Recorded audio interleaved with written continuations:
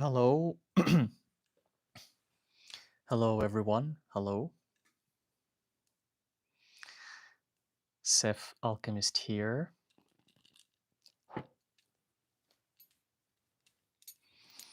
Welcome to another live session. And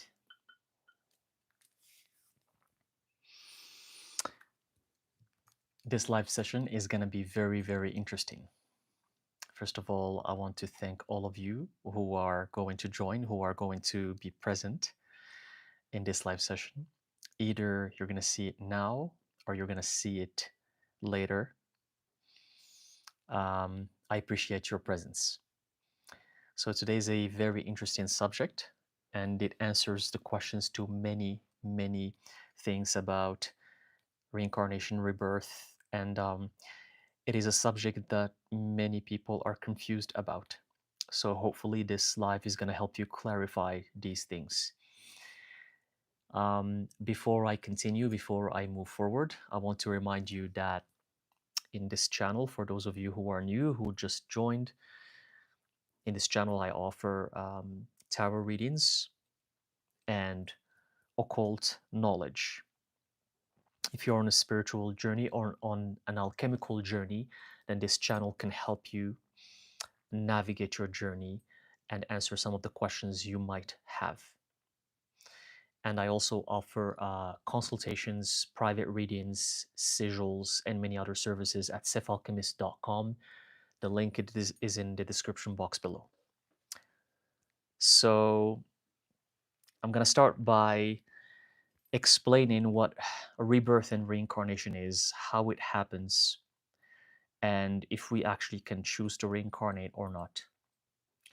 And then, if some of you have some questions, you can leave them in the chat section and we can answer them and see if it can help you, if the answers are going to help you on your journey. Okay, so thank you for the people who have joined so far. We have Nadia, thank you, and we have Lucia. Thank you guys for joining. So rebirth, reincarnation. Why did I put in the title rebirth and reincarnation? Because rebirth and reincarnation, they are two different things. They're not the same. So we always talk about reincarnation, but reincarnation is a Hindu concept. It comes from Hinduism. Whereas rebirth is a Buddhist concept. The Buddhists framed the concept of reincarnation differently. When the Buddha came and he got his enlightenment, he started explaining the real meaning of a reincarnation and how it happens. And he says that it's different. The concept of how the soul transfers from one life to the next is different from reincarnation. So the Hindus call reincarnation Atman, which is a soul. It's like an eternal soul that inhabits a body, this vehicle, the human body, and then it just jumps from one body to the next, depending on, of course, the karmic retribution, the karmic attributes. So the soul just goes from one body to the next. Every lifetime, the soul transfers to a different body, but it's the same soul. So that's how the Hindus believe reincarnation to be like. Buddha, however, Siddhartha Gautama, he explained it as rebirth. That's why even in the translations, the Buddhists, they talk about rebirth. They don't talk about reincarnation. So in Buddhism, it's rebirth, because the Buddha explained it as not a soul, an unchanging soul that just travels from one body to the next in every lifetime. It goes to a different body. It's not like that. It's a stream of consciousness. It's just like a kind of energy that inhabits the body, and it moves from one body to the next, meaning that in your next reincarnation, it's not gonna be that stream of consciousness just carries away the karma to the next reincarnation. It's not the same. And this becomes very interesting when we start talking about past lives, about the people that we have met in past lives, and how they work together with this concept that the Buddha explained, which is that your stream of consciousness is going to move to another one based on your karma. Maybe you can label that as a soul, but the Hindus, when they talk about a soul, they think of it as something unchanging, as something eternal. But in Buddhism, it's just consciousness that inhabits your body. And when it goes in your next lifetime, when it goes to another body, it just carries the karma with it. It's not the same thing. It's not the same soul. Meaning that whoever you were in your past life is not actually you. You just carry some memories, some attributes from that past life with you to the next. So they're kind of different. The difference is in the nuances. It's a complex concept because I think a lot of people might figure that, well, it's the same thing. Based on your explanation, it is something that transfers from one body to the next. Yes and no. Yes, it does transfer from one body to the next, but then it's not the same soul. It's not the same one thing that's eternal. So it is. I'm gonna elaborate more on this, but let me give you an example. For example, when you light up a candle, you have a candle and it's lit and you have the flame, but then you have other candles. Let's say you have 5 other candles, and you light those other candles with the same flame from the first candle. Now you have 6 candles all lit, the 5 candles plus the first one. They're all lit, they all have the flame. Are they the same flame? No, they're not. But they all came from the first flame. That's how rebirth is. That's how the Buddha explained rebirth. Whereas, according to the Hindus, it's the same flame over and over and over and over. The Buddha explained it as no, it's just that flame transfers to a different flame, and then a different flame, and then a different flame, and they're all existing, but they're all different, even though they stem all from the first flame. That's how rebirth is. So it is something a little bit hard to understand. And in our 3D world, because everything is physical, it is hard to understand these concepts. Our brain can't comprehend it unless you're ready to open your mind very, very to, to the extremes in order to kind of apprehend these things. Another example would be like, for example, when you plant a seed, when you plant, let's say, a mango tree or an orange tree, you plant a seed. That seed becomes eventually a tree, and the tree bears the fruit. So the question is the fruit the same as the seed? The answer is no. But the fruit came from the seed, but it's not the seed. That's how the Buddha explained rebirth instead of using the word reincarnation that the Hindus used prior to him. So it is something that transfers. It's not the same, but it transfers and it becomes something else. It stems from the past life, but in the next life, it becomes something completely different, and it carries with it the karma. So think of it as a stream of consciousness that transfers to a new body. It becomes something different, a new person, but it carries the karma with it. It's not the same exact soul. Because the Buddha, when he came around his time 2,500 years ago, he was in a time when Hinduism and the Hindu religion and the Hindu concepts were everywhere around him. And there were thousands of sects, thousands of branches of Hinduism. And everyone was preaching different things. And it was very confusing. So back then, the concept of reincarnation did exist, But after the Buddha, Siddhartha Gautama, after he gained enlightenment, then he explained properly how the process works and what it is. But it was hard to explain. Well, his first disciples, they did understand the concept, but it is still even hard to understand nowadays, because it does sound very similar to reincarnation, because you're going to say, well, it's basically something in your body that goes to another body. But the Buddha specifies that when it goes to another body, it's not the same thing anymore. That's what the Buddha specified. It's not. You only carry the karmic attributions with you. Whatever you did in that life, good or bad, that's what you carry with you. And I mentioned it in my previous live about your karmic bank account. What do you have in it? So after you die in this current lifetime, the only thing you're going to carry with you is your karmic bank account, and that karmic bank account is going to lead you to the next step. So is the karmic bank account, does it have good karma or does it have bad karma? Does it have good actions? Did you live a fulfilling, helping, loving life? Or did you live a bad life where you hurt a lot of people and you committed a lot of bad things and even crimes and atrocious things? What did you do in one life? So that's the only thing you carry with you next, which brings me to my next point about if we choose to reincarnate or not. But before I move forward, let me say hi to you guys, to the people who just joined. Hello, thank you for joining, to all of you.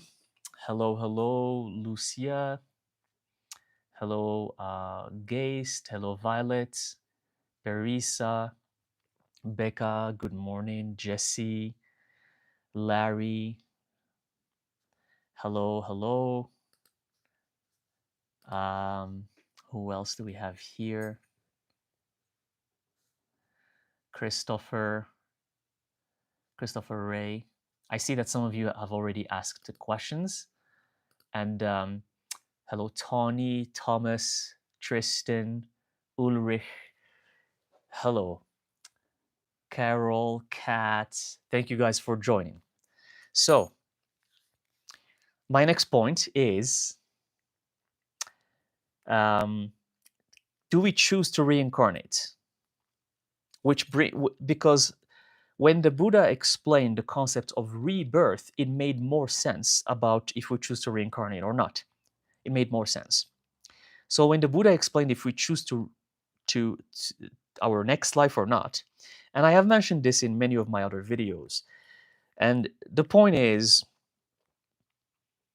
your karma decides how you reincarnate. It's not you. You don't have a choice.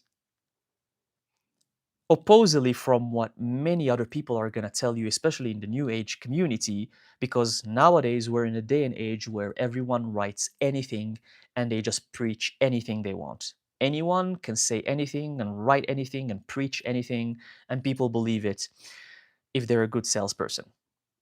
If they're a good salesperson, they can preach something and they can sell it, and people would believe it just because they're a good salesperson. No one can choose where they reincarnate. The proof is that I'm going to ask you the question, do you want to be here? Most people don't want to be here. You know how many times I have comments in the comment section? How many times I have people saying that they don't want to be here in this lifetime? They don't want to be a human. They didn't choose to come here. Or you know how many times like hundreds and hundreds of people, some people even write me emails saying so. The reason why we don't want to be here because we don't choose to come here. So, who decides for us to come here? There's no contract. There's no, like, whatever the New Age tells you, the soul contract. You write contracts, and they project the administrative 9 to 5 system onto the spirit realm. They're like, oh, it works like this in our administrative office, so it's probably the same up there. You have a soul contract with someone, and you have the contract, and then you choose, and it's some load of nonsense. The only thing that decides for you how you reincarnate, where you reincarnate, your family, your country, your like anything, your gender, how you're gonna reincarnate, your conditions is your karma. I say it and repeat it.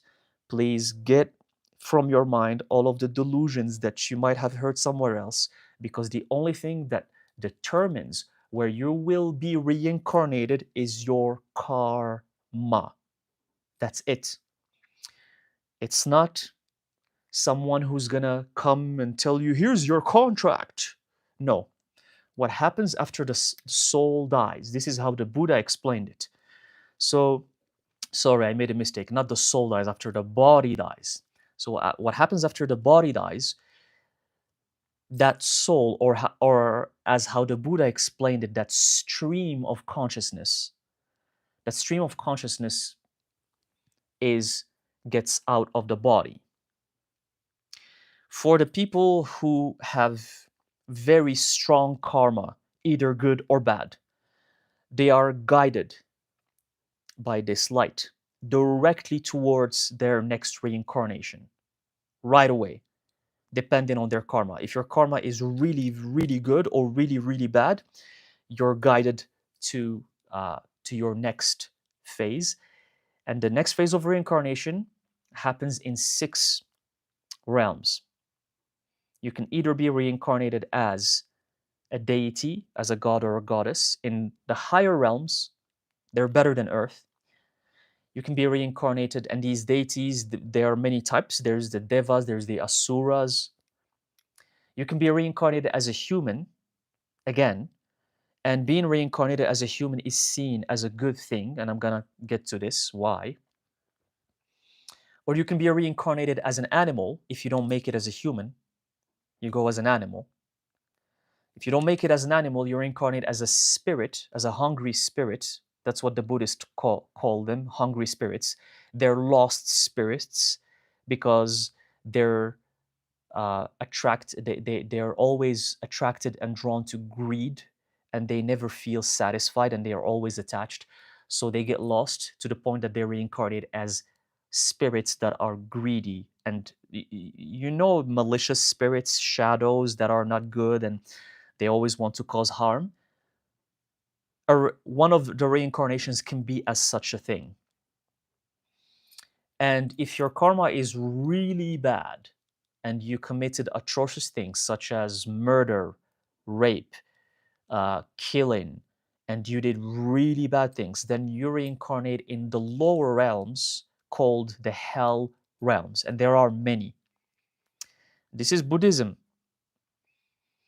And in Hinduism, it's similar as well. This is not me coming up with things and telling them to you. These are things that were told by the Buddha 2,500 years ago. This is not something I just came up with. I'm just sharing it with you because I know it doesn't get talked about enough. So that's where you're going to be, your karma is going to decide where you're going to be reincarnated. Is it in the higher realms as a god or a goddess? Is it again as a human? Is it as an animal? Is it as a spirit, a lost spirit?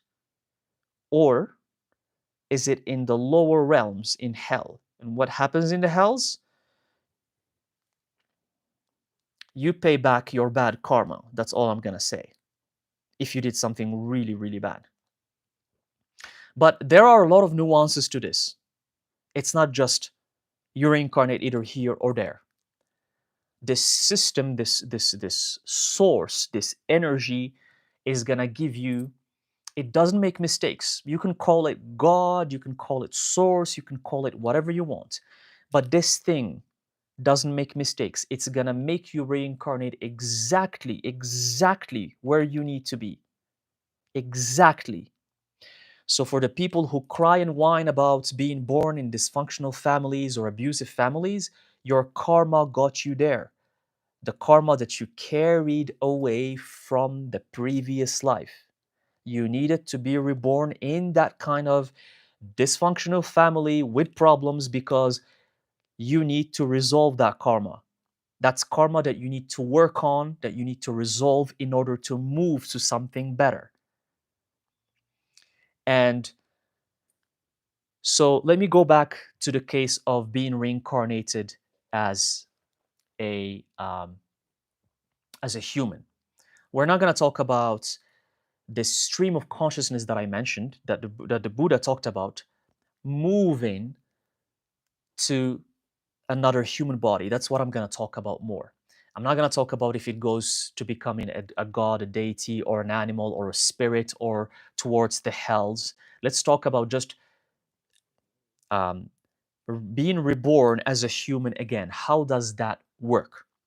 But before I move on, let me say hi to the ones of you who just joined.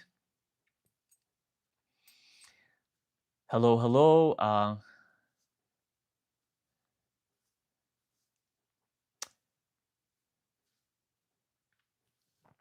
Leon, Ducci. Hello to Ellis, Other, all of you guys who just all of you who just joined. RD. RD said, "Is there actual evidence?" No, nothing I talk about in this channel have any evidence at all. This is an occult channel. It's not a science channel. If you want evidence, RD in the chat section. If you want evidence, go watch a science channel. This is, if you go to my channel, it says occult and spirituality and magic. And for these things, there's zero evidence. The only evidence you will have is your own personal experience. So if you have never experienced these things, then you're going to have to wait until you experience them one day in this lifetime or next five lifetimes later. And evidence is science. People who want evidence, they should go delve into the science field. People who love finance, they should go to the finance field. Okay?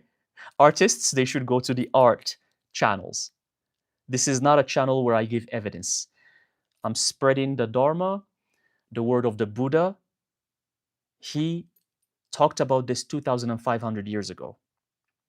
And that's what I'm sharing in this channel. And I'm sharing it for the very few people who need this information, who are actually ready to hear this information. There's no evidence here. Is there even evidence of life itself? Okay. Hello, hello. Hello to all of you, to the haters. I see today there's a lot of haters. You know, it's day by day. Some day there are haters, some days they're not. But it's okay. Even the haters, they're welcome. You're welcome to hear what I have to say. Hello, Shannon. Hello, Luvertato. Hello, Prola. Hello. So, um, let's continue with the stream of consciousness move into a human body. So, this is again for those of you who are just, if you're concerned about what's going to happen to you after death, keep watching this. If you don't give a crap about it, don't watch this. If you believe that there's only one life and you can do whatever the heck you want and get away with it, then don't watch this. This is not for you. This is for the people who are concerned about what's going to happen next. And again, don't believe what I say. Do your own research. I only say what I say because that's my experience, and my experience doesn't mean it is your experience. So don't believe what I say. But here we go. What happens after you die? Let's say your stream of consciousness moves and takes that karma with it to the next body. And let's say it guides you to another body. And you go to the karma is going to decide the womb that this energy is going to be reborn at. So that womb is going to house you there for 9 months. The Buddha said that it all depends on your actions. So a lot of you might ask, so how does this play with the people who are born in with diseases or with ailments, or people who are born with defects or with physical challenges, people who are born blind or deaf, or people who like um, they are or the women who have miscarriages. All of it can be explained from a spiritual standpoint, not from a science standpoint. This is not science, okay? This is not science. This is spiritual. All of it can be explained, and all of it has to do with karma. All of it. So, the karmic relationship you have with your parents stems from a previous lifetime. So sometimes you come, if your karma, if they took care of you and they give you an amazing life, sometimes you come back just to repay back that karma.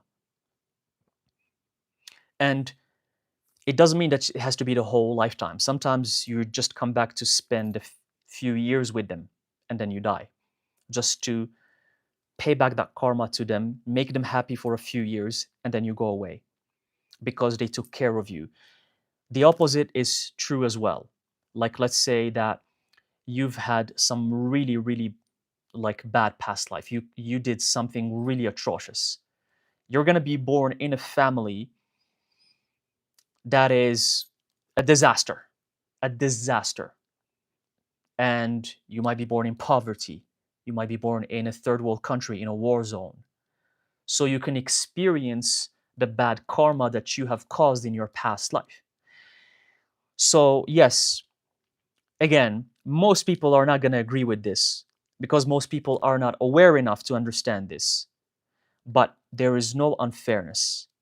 Any people who are born with something, even when they're young, even when they're 1 year old, even when they're born with some physical challenge or disease or ailment or even anything that's horrendous, that's horrible, it's because it's part of their karma. It's part of their actions. It's because in their past life, they did something similar and they need to feel what it's like to have that. For example, for the women who have miscarriages or they have a baby that end up not being formed completely, and these cases happen. I even know personally these cases. This is not something I've heard. I know personally these cases. Women who have they they give birth to a baby that's not formed, that's like just probably you guys know what I'm talking about. That's because this person who was carrying this baby in their past life, they did very, very horrible things. But here's the thing. That's why I want to explain this rebirth concept, and hopefully you're going to understand it. In this lifetime, you're not that same person anymore. You're just carrying the karma with you, but you need to pay back the karma. The karma is not going to be resolved until you pay it back in any shape or form. But it doesn't mean that you're that same bad person you were in your past life. So you're not the same bad person. You're not. But your karmic bank account is full of bad, bad karma, like something really horrible. So you need to pay it back. How do you pay it back? Maybe you have a miscarriage. Maybe the baby inside your womb is not formed properly and then it ends up dying inside the womb. Maybe the baby is born, but then again, that baby is going to have some kind of very bad disease or even um, leukemia, and that happens to a lot of kids, and a lot of kids die from cancer when they're young. And I know these cases personally as well. It's even happened in my own family. So I'm not talking about strangers, random strangers that I don't know. Someone that was very close to me in my family died at 5 years old from leukemia.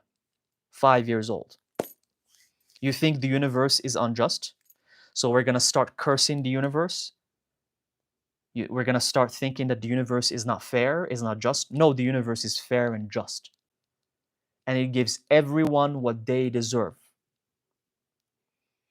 So that's why I say it in almost every reading, every video, please make sure to have good karma in this lifetime. So at least, even if you're born a human being in your next life, you're not going to be born under some very scary circumstances. Please. And it goes to every small thing. Being loving, being kind to your parents, to your environment, to your family, to the animals, not not screwing people over, not hating people, not bashing on people, not talking behind their backs. Just small actions that accumulate. Do you ever think of someone that you hate so much and you don't know why? The haters, even in this chat, that just look at me and they just hate. People full of hate, hate. They just hate. Do you have that with someone? Because of jealousy, because they're more successful, because they look weird and different like me, just because they're wearing jewelry, because they look different than you, because they think differently than you, because they don't believe in the same God as you, and you hate them, you despise them for no reason. You have those feelings? Be careful. That's bad karma. That's bad karma, and you have to work on yourself. You have to work on yourself to not have those feelings anymore. You have to purify yourself. And it could be towards anyone. It could be towards a friend, towards an ex. Do you think about an ex that cheated on you and did you wrong and you hate them and you always wish you're you're going to bed but you're praying for their demise. You're praying that their life is destroyed because they cheated on you before. Is that you? You're accumulating, my friends, a whole lot of bad karma. And that karma is going to cause you in your next life to go somewhere very catastrophic. And that's how humans keep repeating cycles over and over and over and over and over and over and over and over. And we keep wondering, why do we have hate? Why are we still hateful people? Why do we have wars? Why the only thing that we see is hate and wars? Because humans don't learn and they refuse to learn. And they think it's okay to just hate someone. Oh, look at this dude, he's wearing jewelry. Let me hate on him. I hate him. I freaking hate him because he's wearing jewelry. Oh, that ex, I hate them because now they have a better life than me. They were with me, but they went with someone else and now they have a better life. So I'm going to hate them until I die. Be careful of the karma you're accumulating. Be careful. I'm warning you, when your soul is going to come out of your body, the universe is going to give you like a little rewind of what happened in your life. And the universe is going to bring you to this live and says to you, Seth Alchemist told you so. And you kept doing it until the last day of your life. That's how it works. Because the universe is going to send messages through other people, through me and through other people. But humans refuse to learn. They want to stay in hate, in jealousy. They want to stay there. And then in their next life, if they're born in poverty or with a disease or with an ailment or in a dysfunctional family, they're going to wonder why. And they're going to say the universe is unfair. And they're going to blame the gods and life and everyone around them. And they're going to repeat the cycle over and over. So everything is fair, everything is just. It's up to you. You have the free will. How do you want this to end? Do you want to end this and repeat this over and over? Do you want to end it and go somewhere even worse than even the life you're having right now? Do you want to go somewhere worse? And let me give you the good scenario as well, because I don't want to just keep it cynical. Let me give you the positive case scenario. You're loving, you do a lot of good deeds. You're kind, you're helpful, you're not hateful, you're actually loving, you wish everyone good. You don't bash on people, you don't talk behind their backs, you don't gossip, you don't judge people for whatever they're doing. You don't get angry. You don't get reactive. You don't get upset just for the sake of being upset. Anger is one of the worst things that destroys people's karmas, destroys good karmas. You can have a bank account full of good karma, and if you get angry and upset at someone and start a fight with them, all of that good karma gets canceled. It all moves, it all dissipates, it disappears. And I'm gonna do another live about anger because you have no idea about the dangers of anger when it comes to being reborn and being reincarnated and your karmic debt. You have no idea how dangerous anger is. You have no idea. But again, let's come back. For the people who are loving, who are not angry,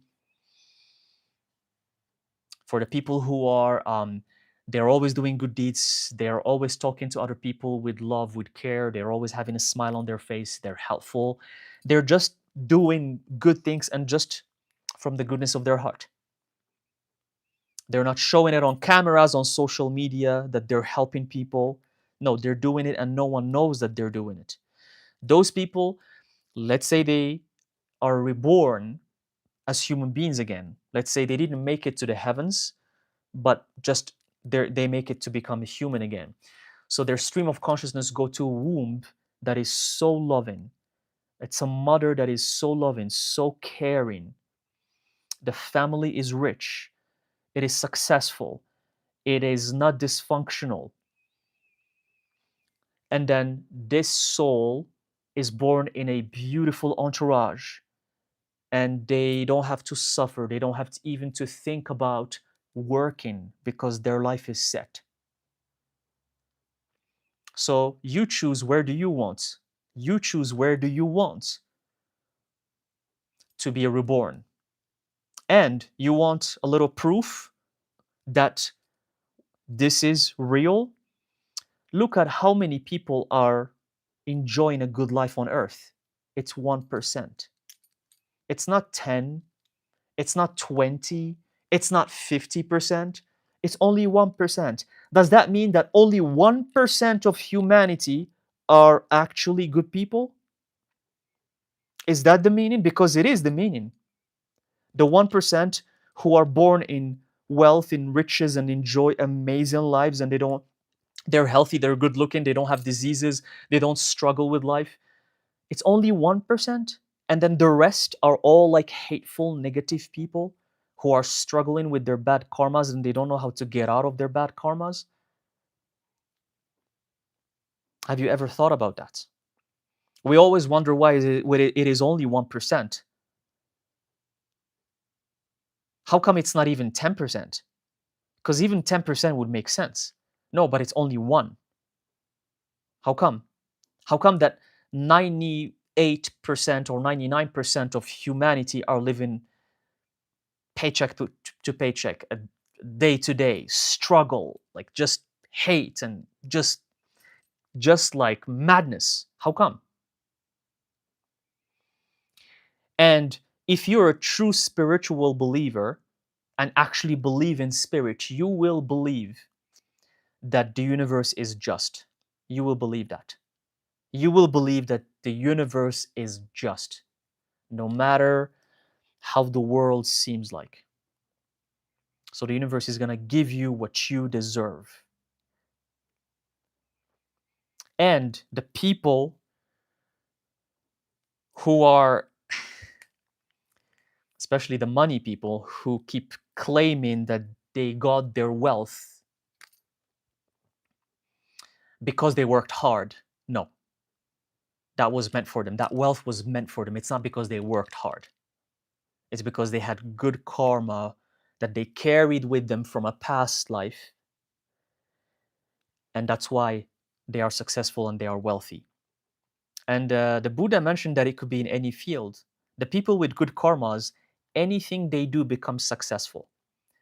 Like they could be doing it for finance, for art, for being a tarot reader, or for being a spiritual teacher, anything. Anything you do works out and makes you wealth and makes you rich. Any field, so it has nothing to do with working hard. Nothing to do with working hard.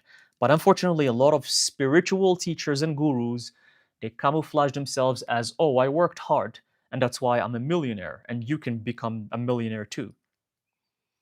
And you buy into that, and you fall for their traps, and you never become a millionaire because you've never had good karma to begin with. Even though you do everything they tell you to do, you never make it. Why? Because your karmic bank account was full of bad things that you need to repay. So we don't choose to we don't choose our next lives, and we cannot choose our next lives. Your stream of consciousness comes out of your body, and your karmic attributes takes it to the next level of rebirth. And again, as the Buddha explained, differently from reincarnation, this stream of consciousness is not you. It's not you from the past life. It's not you from the past life. But the only thing you carry is the karma and the memories. And that's why a lot of people, for example, remember being Cleopatra. How come there's so many Cleopatras in the world? You know how many people they say that in their past lives they were Cleopatras? The reason why is because how the Buddha explained it makes perfect sense. Because when that stream of consciousness moves to the next body, that karma that you have, that you carry with you, it starts picking on this other lifetimes, these other streams of consciousnesses, which is something I forgot to mention. So there's, of course, this universal library, or in Hinduism, it's called the Akashic records, or Akasha, where everything exists. Every life exists, every reincarnation, every soul, past, present, future, everything is there. So your karmic attributes that you carry with you, if they are similar, for example, to those of Cleopatra, you think you were her in your past life. It's because the karmic attributes are similar. That karma that you accumulated for many lifetimes that made you who you are right now, if it's kind of similar, if it has similar properties to the karmic attributes of Cleopatra, you're gonna believe, or you're gonna think that it was you were her in your past life. And that's why um, a lot of people think that they were prominent figures before, like Cleopatra or Leonardo da Vinci or Isaac Newton, or I don't know, it could be any prominent figure from the past. The reason why so many people say that they were that prominent figure, because usually the karmic attributes of these famous people, they keep a strong imprint in the Akashic records. In the spirit realm, they keep strong imprints there. So if your karmic attributes match theirs, you start thinking that you were them, but maybe you were not them. You just have similar karma in a way. It works the same for people you have met before. A lot of people meet some person and they're like, oh, you're my twin flame, or you're my soulmate, but you guys maybe have never met before. But your karmic attributes are very similar. The karmic attributes makes you feel familiar towards each other. It's not because you have met in your past life. Maybe you have never met. But also there are souls who have met in their past lives. They actually have met. And they have similar behaviors. They have you're gonna ask me, well, how to know the difference, Seth? How do you know if we actually met in the past life, or if we just think we met but we didn't, see just because we have similar attributes, similar karmic attributes? How you know is the intensity of the feeling and also the behavior and the way of living. With the people you haven't really met but you have similar karmic attributes, It's going to be like general nuances with them. You're going to kind of agree on the same things in general, and you're going to feel like you both like the same thing here and there, but it's very general. When you start digging deeper into the details, you're going to find that you're quite different. With the people you actually have met before, and the people you've lived before, you've had relationships with before, and it's usually, these are usually your parents and your siblings. They're usually people from your past life, 100, 1000%. With these people, you're going to find a lot of similarities in what you think, what you like, how you carry yourself, how you behave, and so on and so forth. So that's how you know the difference. But it's the core factor that determines anything about your next rebirth is your karma. But again, one last thing before I start reading the comments, like I wanna put the emphasis on this, because this is the most important thing that the Buddha explained. Why it's different from reincarnation. Remember that it is not the same soul. It's not the same soul, one soul that's eternal, and that soul just jumps from one body to the next.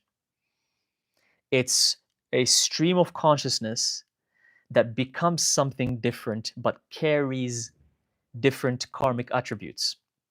I'm going to repeat. It's a stream of consciousness that becomes another entity. It's not the same entity anymore. It becomes another entity, but it carries the karmic attributes with it to the next life. It's not the same soul. That's what the Buddha said. That's why it's different. It's important to make the difference between reincarnation and rebirth. The Hindus believe in reincarnation, one eternal soul, and that's it. It's the same soul. The Buddha explained it as rebirth, and I explained it with the example of the flames. Like, you have a candle that's lit, and you have 5 other candles, and you use that first candle to light up the other 5 candles. Now you have 6 different flames. The flames, they look similar, but they're not the same. But they all stem from the first flame. That's how rebirth is. That's how the Buddha explained it. And that resonates personally with me the most, um, because the way how the Buddha explained rebirth fits the puzzle of many things of many things I was wondering about. There were a lot of plot holes, if you will, that I couldn't connect. And when I heard the Buddha's explanation of rebirth instead of reincarnation, everything made sense. So that's the difference between rebirth and reincarnation. And we don't choose to be reborn. But so in Buddhism, because I want to give you all the information before I move on. In Buddhism, there's 3 branches of Buddhism. There's Theravada, right? There's Mahayana, and there is Vajrayana. So this is a little bit, you don't need to go into the details, but there is one stream of Buddhism who's I think it's the Vajrayana or the Mahayana. So the Vajrayana is the one practiced by the Tibetan monks. You know, the Tibetan monks that have to, they have to, well, it's not coronate, but they have to choose the Dalai Lama. For each lifetime, there's a Dalai Lama that has to take rule or governance. So that's called Vajrayana Buddhism, and it's a little bit different from, for example, Theravada Buddhism, which is practiced in Thailand and Cambodia. So the core concepts of Buddhism are all the same, but they differ in certain elements. So I think either Mahayana or Vajrayana, they say that there is only one case scenario where this stream of consciousness can choose to reincarnate as a human. There's only one case scenario, and that is of becoming a bodhisattva. A bodhisattva is someone who is close to enlightenment. Someone who's close to enlightenment, like a monk or a saint, someone who's almost enlightened, and instead of becoming enlightened and leaving this cycle of samsara, they choose to remain and help other people. Now, the ego of many viewers are going to say, that's me. That's me. I chose to come here to help people.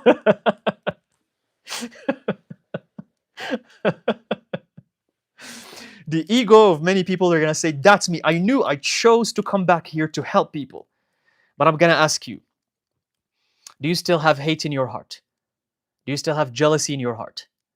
Do you still hate people for no reason, for their success or for whatever they're doing? Do you still have resentment to people who did you wrong? If you have just some of these that I mentioned, then you are not. Because a bodhisattva is someone who's close to a saint. Have you ever met a real saint before? Probably not. Because they are completely different from any human being you've ever met. You won't even believe how they are and their energy. They're completely forgiving. They have zero hate in their heart. If you're not like that, then you're not. Okay? Then you did not choose to come back here. Okay?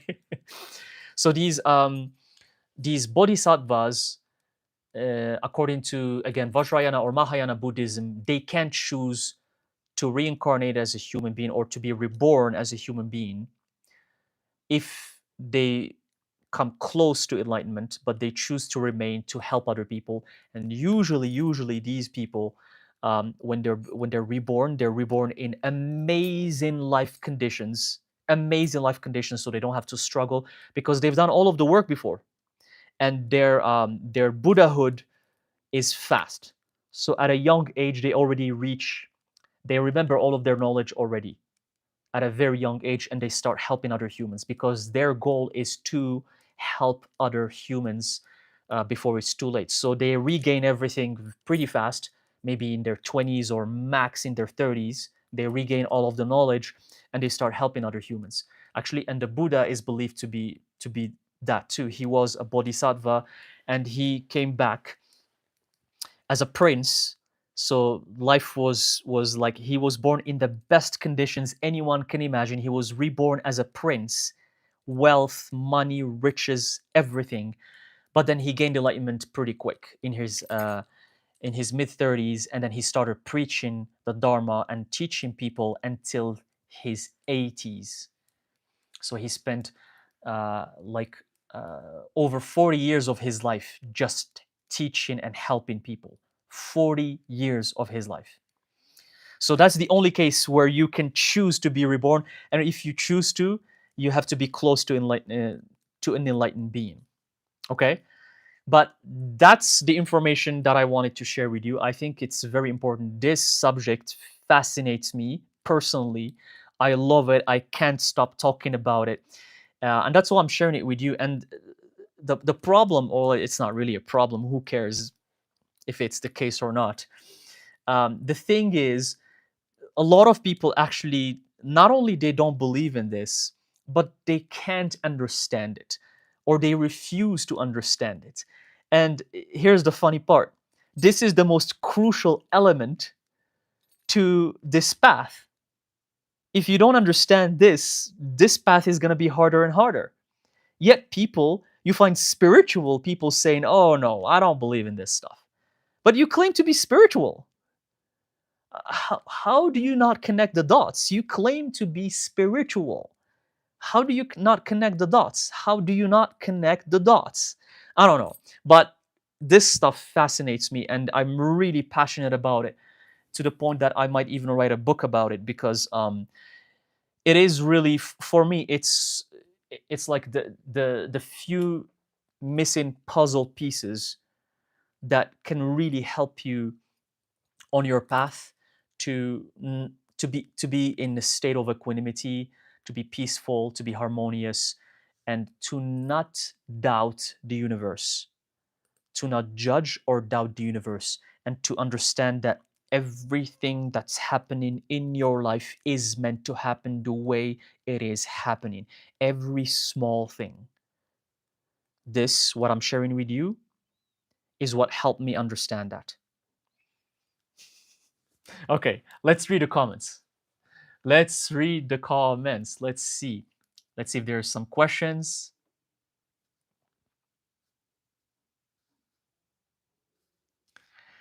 Okay. Hello to all of the beautiful, loving people who just came here, who just joined. Let's see. Let's see. Hello, Retod, Toby. Thank you very much for your beautiful comment. I appreciate it. I'm glad if you're learning something new. That's what I'm here for. Either it helps you or not. Either you believe it or not. If you learn something and you, at some point, it's gonna become useful to you. Maybe 10, 15 years from now, then you're gonna remember. Oh, I heard this thing 10 years ago or whatnot. That's what matters. It's not about imposing anything on people, because I don't care about imposing anything.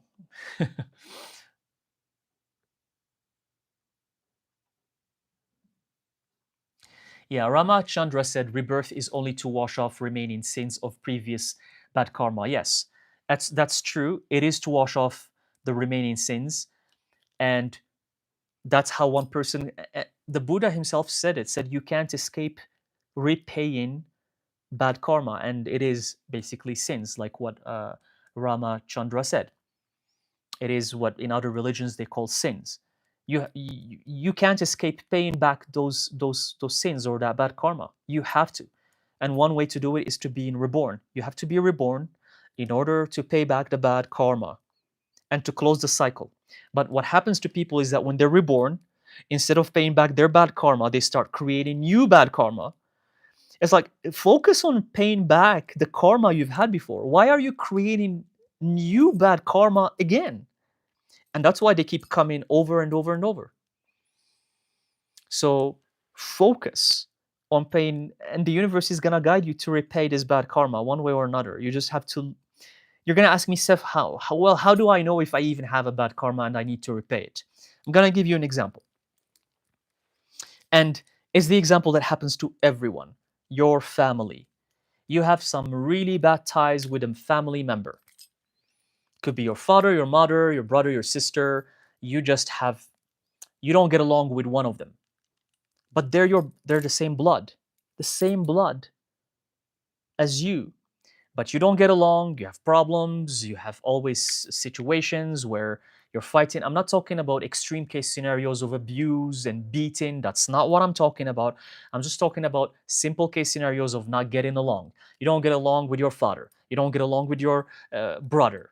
You guys don't see eye to eye. You fight, you argue, you always, every time you talk, the conversation turns into a fight. Every time you try to spend some time together, it ends up in fighting and our argument. That is, my dear friends, a karmic debt that you need to repay. It's in front of your eyes. That's karmic debt right there. That's a karmic tie. It's a nasty karmic tie you have with that brother or sister or mother or father, and you need to fix it.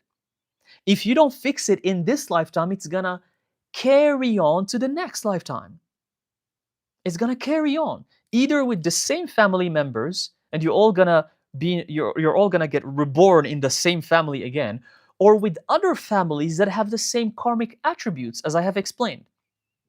The universe is gonna guide you to other families that have identical karmic attributes, and you're gonna be reborn there, and you're gonna have to again repeat the cycle.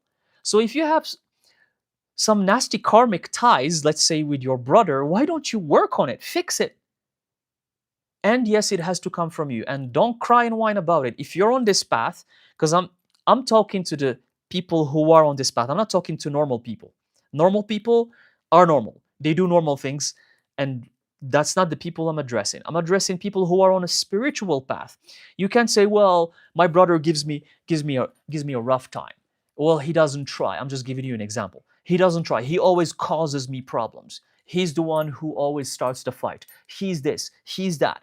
I can't handle. No, it has to come from you. You have to be above everyone. Or do you want to stay human forever?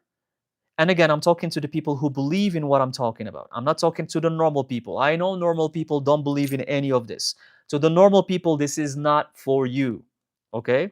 I'm talking to the people who believe in rebirth, in reincarnation, to the people who are on a spiritual path. Do you want to keep coming as a human being over and over? Or do you want to fix your karma? It has to come from you. You fix the ties. You work on yourself and find a way to fix this nasty karmic tie that you have with your brother or father or mother. Otherwise, it's gonna carry on to the next lifetime and you're gonna have the same relationship in the next lifetime with a brother again, or a mother or a father or any member of the family. That's how karma works. So, yes, as Ramachandra said, it is rebirth is an opportunity for you to wash off your sins, to fix what you have wrong. And it's usually in front of your eyes, it's right there. But people will point fingers, blame other people, and say, no, I'm a saint, I'm an angel, I'm the most important person in the world, I'm amazing. No, you're not. You're just running away from what you need to fix. You're running away from it because society programmed you in a certain way, and you're going to come back in the next lifetime with the same circumstances. And you wonder why you're tired of being a human being. You know how don't you hear everyone saying, I'm so tired of being in this, I'm so tired of being, I'm so, because you're being reborn so many times and you're not learning the lesson. You're not learning the lesson. So fix the karmic ties. Friends, coworkers, your boss, your family, anyone, the people who hate you, someone who did you wrong, yes, someone who cheated on you, someone, be the bigger person. The only way to overcome that karmic tie is if it comes from you from love.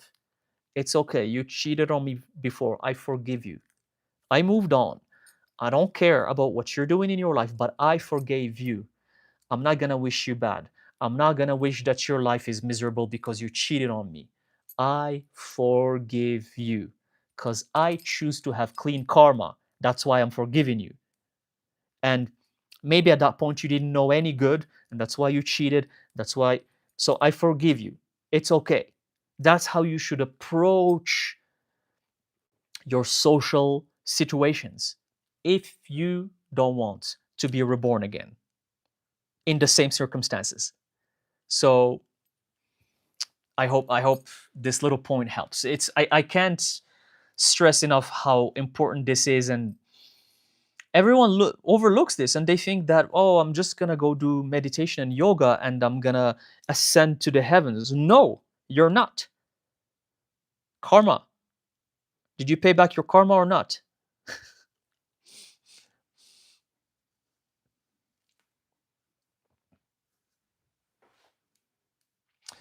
Never knows best says, what terrible mythology to believe. What are karma police? Who's deciding what good or bad? So, never knows best. Just because there is police for humans doesn't mean there is police in other places of existence or in the spirit realm. The police and money and governments, they only apply to humans. These are things that humanity have created. But I know what you mean by karma police, but I'm just first of all explaining to you that police doesn't exist somewhere else. Just because society brainwashed you with believing that there is something called police doesn't mean that the police exists everywhere you go. There is no karma police, my friend. There is this energy, there is this force of existence that governs everything. It's no one as how you were brainwashed to believe. It's not a one thing, like how Abrahamic religions conditioned everyone to believe. Oh, it's a man, it's a god. Oh, it's a person. And this person comes and tells you what to do. This is beyond the brain of humans because the human brain is not advanced. It's actually very minuscule, it's tiny, and for most of the times it's stupid. For most of the times it's stupid. But humans think, oh, we are so smart. We are so smart because we're smarter than humans. sorry, because we're smarter than animals. We're smarter than animals, so we're so smart. We're so smart. So we think that we are something amazing. No, you're just a regular being. You come here to pay back your karma. And there's no karma police. And the only thing that's gonna take you where you need to be is this life force that exists in the spirit realm that your human mind cannot comprehend. Because the human mind is not designed to comprehend the spiritual elements. So the only thing that some saints have done who have been there, the only thing they've done is try to explain these concepts.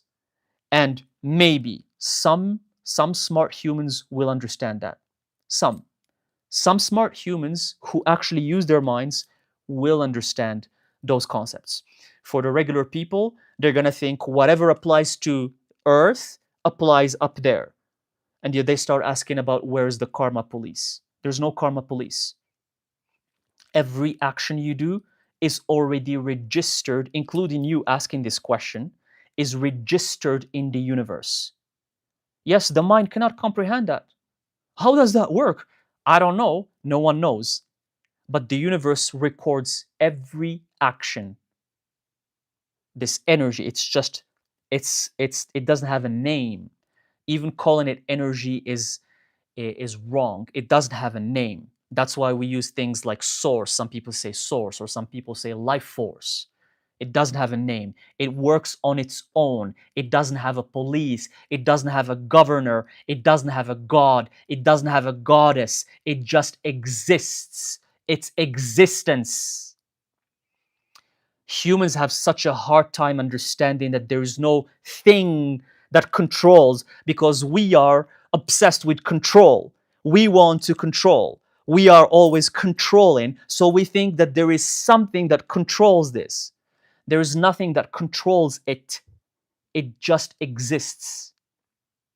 And if you actually dig deeper, even in the Abrahamic religions, you're going to find out that that's what they're talking about. But the stupid humans made that there is a God. They had to give a form to this thing because the humans cannot comprehend that this thing doesn't have a form. They cannot comprehend that. So they're gonna make it look like a human.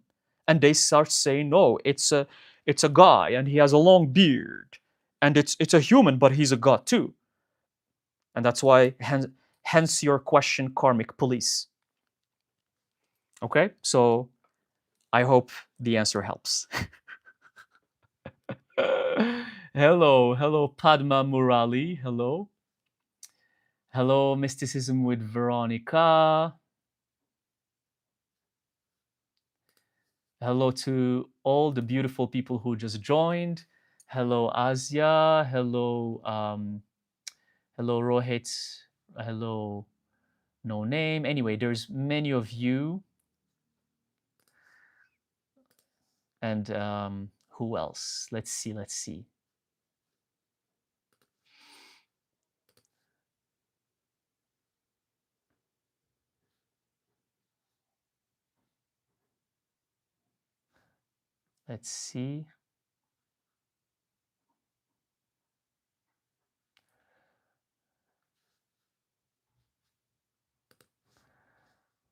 Okay.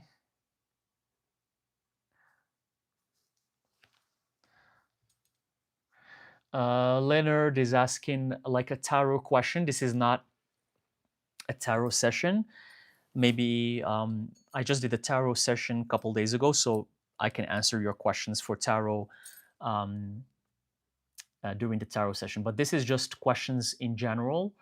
So I'm not using tarot here today. Let's see. Hello, Barbie Savage. Hello, Dalba9. Anger is my biggest weakness. I've lived my whole life in anger and violence.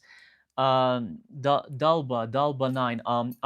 My next life is gonna be about anger, and it is the human epidemic, and it is so dangerous. And people don't really know how anger destroys your life, destroys your karma, your good karma. It destroys everything you built. Um, The Buddha said, holding on to anger, or like anger is like this. No, this is what he said. Anger is like holding on onto a into like a rock, like a stone that is very hot, and before you throw it onto the other person, it burns you before it burns the other person. So that's what anger is. It hurts you first before it hurts the person you're throwing the rock onto. Because anger will destroy you before it destroys other people. Anger will kill your brain cells before it causes any harm to anyone else.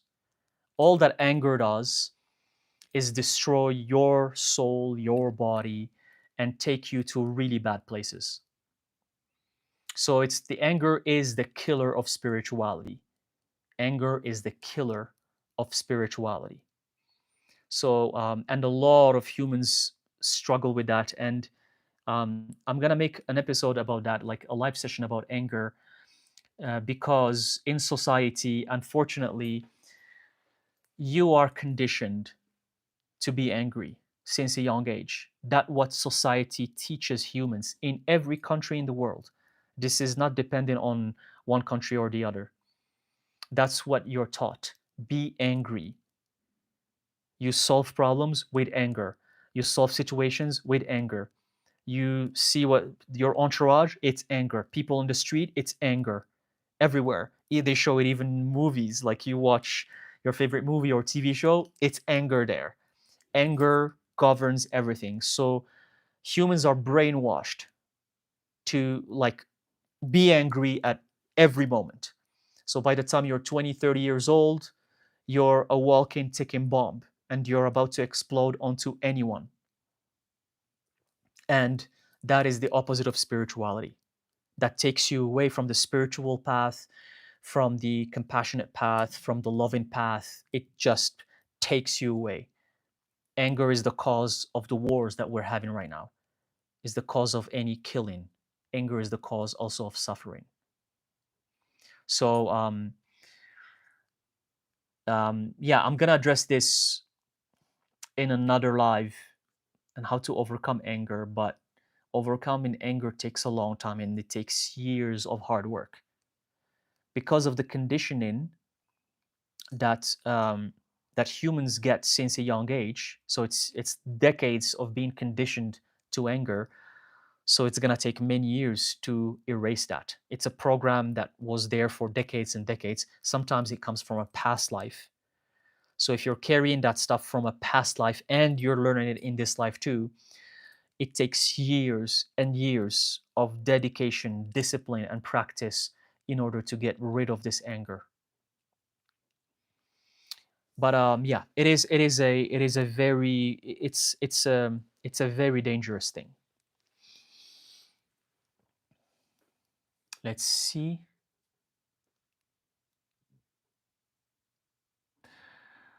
Huh. HS, very interesting question. I've heard of this question before, and it's interesting. Is it true that if you're feeling that you don't want to be married and that you have or have a family in this lifetime means that this is your last reincarnation and you're about to reach nirvana? Wow, reach nirvana. That word is really spoken lightly in our day and age. But yes, part of this question is true, and the other part is not so much. So for the people who choose, they don't want to be married, or they are not their karmic attributes doesn't bring them with someone who they get married to, meaning that you have zero opportunity for marriage your whole life. You're just by yourself. You don't get married, and you don't even meet the requirements of marriage. And maybe you're dating someone, but they don't want to get married with you, and you don't want to get married with them. You just want to keep just being together but without marriage. And the next step is babies, is having babies.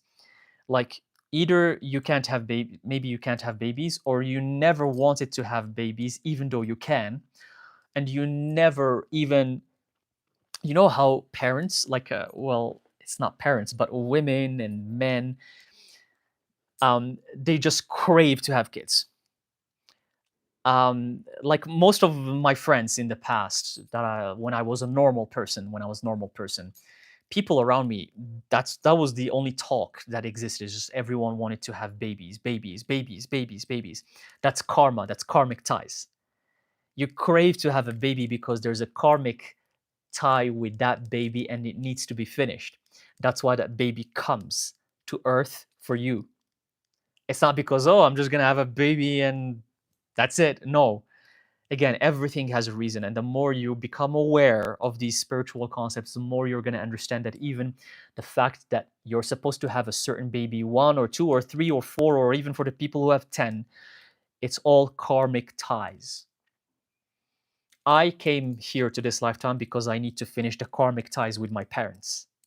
You guys are here watching me because you need to finish the karmic ties with your parents, with your families, with your siblings.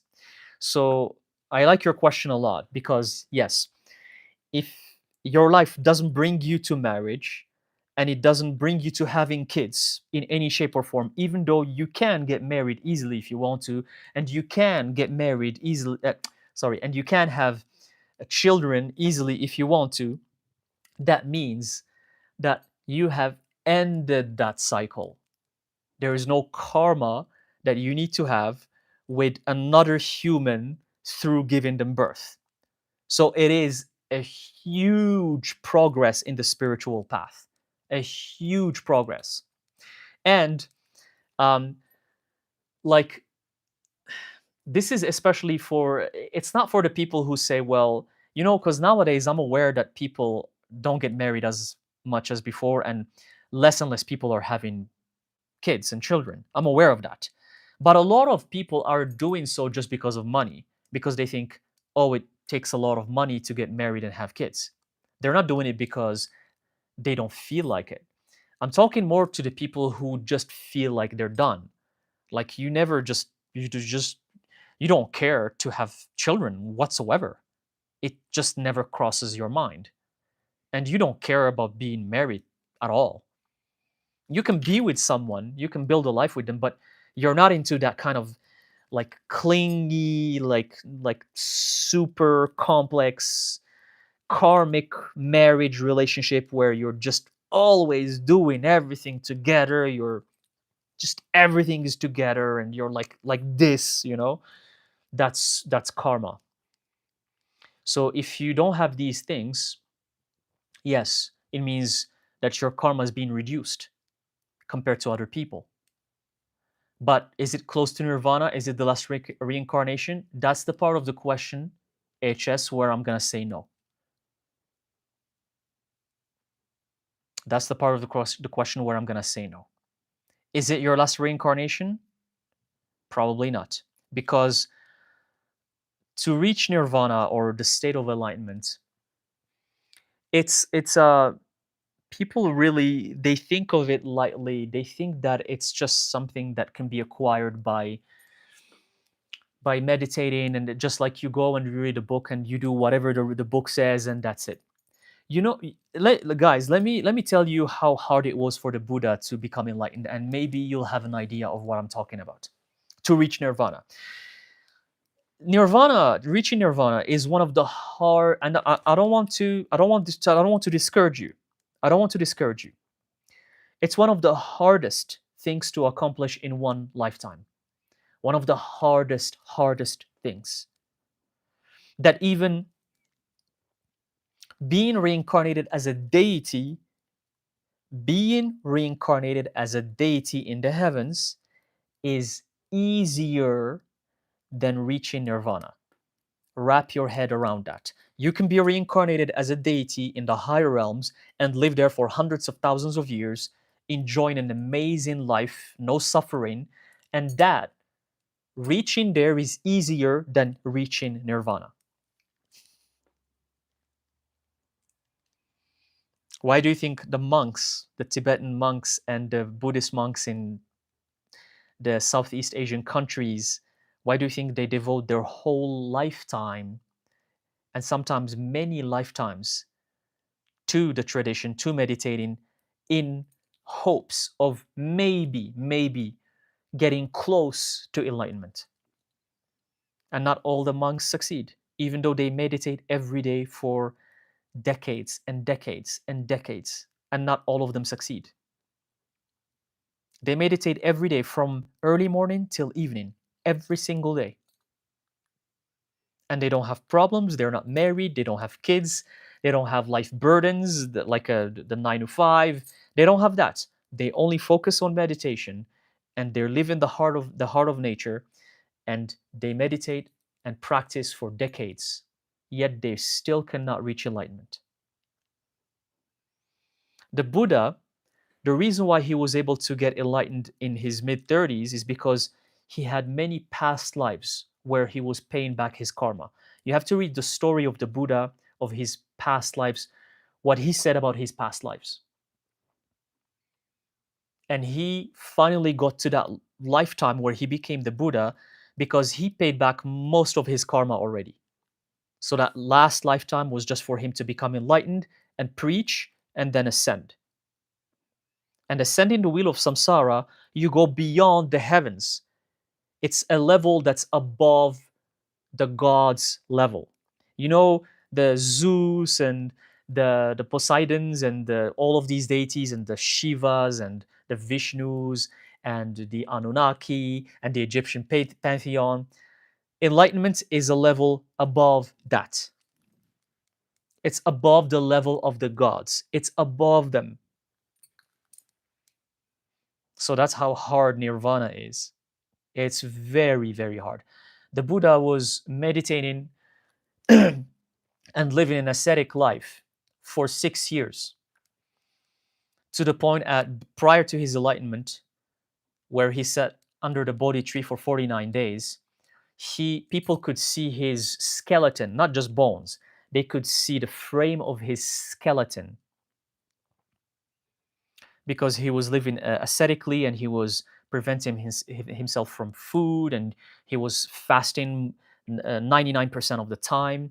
He was trying to reach that level. And then he sat under the Bodhi tree for 49 days, not moving a single part of his body. 49 days. No food, no water. And that's why a lot of people gathered around him, because they were wondering if he's dead, if he's alive, what's going on with this person. And they could only figure out that he's alive because they could see his breath, when like his nose was showing that he was breathing. That's how they could figure out that he was alive. 49 days, still no food, nothing, no movements for him to reach that level. So I don't want to discourage you, but reaching enlightenment is so, so, so hard. So hard that it requires many, many, many, many lifetimes of practice before you get to that level. Because you become part, that energy that I explained earlier to someone who asked, he asked who's the karma police is, and I said there's no karma police, there's this kind of life force that governs everything. Because when you reach enlightenment, you become that life force, you become part of that life force. So you transcend even the level of a deity. So it's very, very hard to even imagine. So in Buddhism, it is said that a lot of souls, they can't achieve enlightenment as a human being because it's very hard to do it as a human. Even though the Buddha said being a human gives you the best, or equips you with the best conditions to reach enlightenment, versus being a god, or being born in the hell realms, or being born as an animal. Being born as a human equips you with the best opportunities, or with the best conditions to reach enlightenment. But even so, it's still very hard. So for some souls who can't reach enlightenment as a human being, it is said in Buddhism that there is another land. And this land exists here on earth. There's another land that humans cannot reach. And the souls are reborn there. But in this land, it is like real heaven on earth. Think of an ideal earth to live in. There's no suffering, there's no money, no governments, no systems of control, no rulers. It's just beautiful nature. It's immaculate. Everyone is peaceful, everyone lives in harmony. But the only thing that people do there, the souls who are reborn there, the only thing they do their whole lives since they're born is to go on a path to reach enlightenment. And this land exists in this dimension, but the regular humans will never be able to reach it because it's hidden. It's hidden, and even with the most modern technologies, humanity cannot reach that land. It is designed that way on purpose for the souls who are really, really beautiful, beautiful souls, like souls who are ready for Buddhahood. They are reborn there, and that's where they train and practice until they reach enlightenment. And they're guided by other masters who live there. There are masters who live there who guide these souls who are reborn there as humans, as humans. And it's not another dimension. It's just this place, this this land that exists out there, and humans can never reach it. So there are a lot of layers to this. Is it the last reincarnation? I explained earlier. If you want to even think about this being a last reincarnation, think about your hatred towards other people, your resentment towards other people. Are you loving? Are you towards everyone? Do you have resentment? Do you have hate? If you have the slightest hate or jealousy or the slightest resentment towards someone, you're still very far from enlightenment and very far from not being reincarnated again. Very far. But not having kids, not having a spouse, it's actually a very good progress. But it doesn't mean that that people who are married and have kids, they can't do it, because the Buddha was married and he had a kid, he had a child, the Buddha himself. So no, the people who are married and have kids, they still can reach that state if they finish their karma with their children and with their spouse. um Padma Murali, I just read it here quickly. I think you're talking about Shambhala. Yes, it could be. It could be Shambhala. Yeah, it actually, because in Vajrayana Buddhism they talk about Shambhala, and it is. There's a high possibility that that's the land. There's a high possibility. But this land, what I know, and I'm even having the goosebumps as I'm talking about it, this land, no regular human who's not even close to enlightenment is allowed there. And the universe governs that. If you're not close to enlightenment, you will never be reborn there, and you will never find it. You're just, no matter how much technology you have, no matter how much radars you have, you will never find it, that land. Because only pure people are allowed to be reborn there. Pure people. So yeah, it could be Shambhala. But yeah, thank you for asking the question. Let's see what else we have here.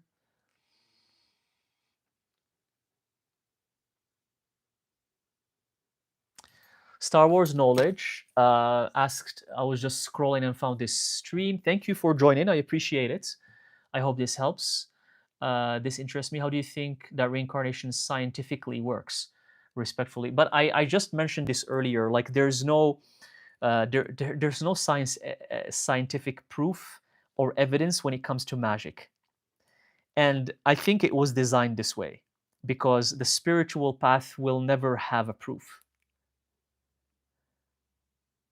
So here's the thing: the universe made it on purpose so that there is no proof for spiritual things, because it wants to test you if you're going to believe in the spirit or not.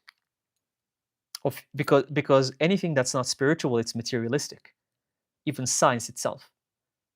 So if you just keep believing in science over and over, you're going to get further away from spirit. You can bridge them together.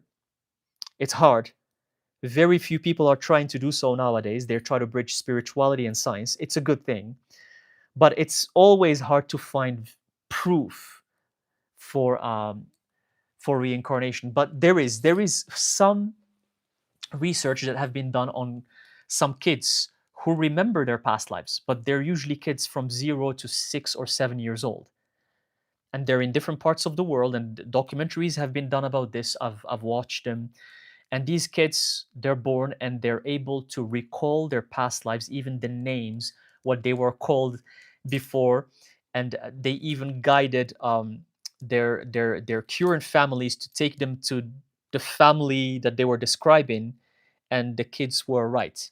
They were actually not lying. They knew the members of the family. Even when they went to uh, they were able to locate the previous home where they claimed to live. That home was actually there, and they were able to recognize the rooms, the people in the photos, and everything. And that's the only so far scientific proof that reincarnation exists, or rebirth, as how the Buddha said. Instead of reincarnation, it's rebirth. That's why this stream of consciousness, as I have explained, let's say it goes to another family, not very far from the family, maybe in the same city or in the same country, and it goes to another family, but it carries the karma with it, the karmic attributes. So when it's born, the Buddha said that the people who are able to remember their past lives, they need to be really uh, um, it, it's not easy. They have to be pure souls. If you're able to remember your past life at any point in your life, if you're able to clearly remember and not just tap into the Akashic records like I explained earlier, tap into karmic attributes. For example, you're going to tap into karmic attributes of Cleopatra and you say, I was Cleopatra. No, because thousands of other people around the world, they say the same thing. They say they were Cleopatra. But one way to know if you actually remember a real past life, is if you start describing the details to the names, like these kids that research were done on. They were able to remember details. I was this profession. I did this. My name was this. I remember the room to be here, and they were describing details. And the people who can remember these detailed past lives, not just general karmic attributes, they're usually pure souls, and they are ahead on their spiritual path. They're much ahead. But the moment they reach 6 or 7 years old, they forget everything, because that stream of consciousness is not associated with the past life anymore. Now it's a new thing. Now it's taking on this new life. And that's again the difference between reincarnation and rebirth, as how the Buddha explained. That's why, because you might ask why all of them at the age of 6 or 7 they start forgetting those memories. It's because they're not that thing that they used to be anymore. That stream of consciousness, that stream of consciousness that they used to be in their past life, they're not it anymore. Now they identify with this life. So that's why rebirth means it's only your consciousness moving forward. That's all there is to it. It's not something, it's not a soul you identify with, because in Buddhism, and this is going to shock a lot of you, there is no soul. It's only consciousness. There is no soul. And that's why by 6, 7 years old, these kids, that's it, they don't remember those memories anymore. Now they identify with now, with what's going on now, because that's who they become. So and I say this in my other videos, your past lives, they don't identify you. They don't represent you. You can, yes, you've lived them. Yes, you've had memories from them. Yes, you learned from them, but they don't represent you. You are you now. That's it. That's all that matters. So it's a little bit, it's a bit hard to to explain it, to understand. Even to explain it's hard, but that's I hope it makes sense.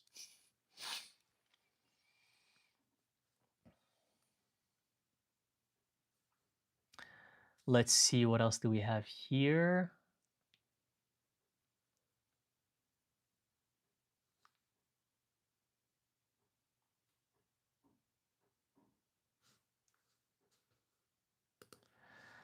Let's see.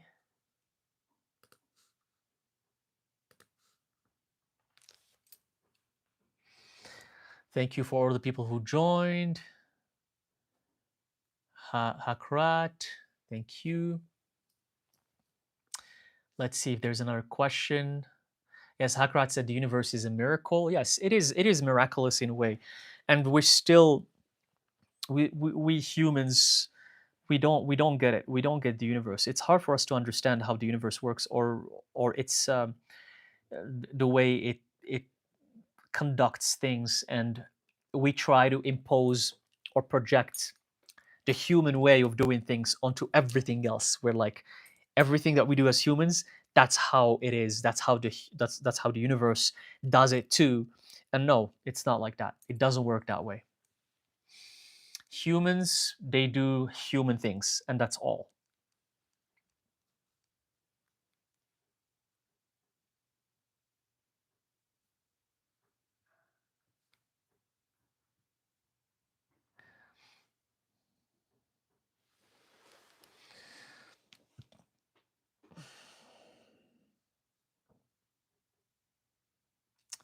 Hello, thank you for your kind comment. Suchi Zachariah, hello, thank you. I appreciate it. Thank you for being here.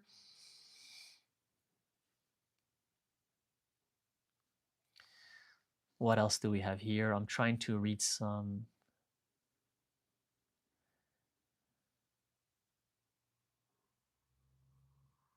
Hello, hello, hello to the people who joined. Oh, okay, the chat jumped again. I gotta go back. Where?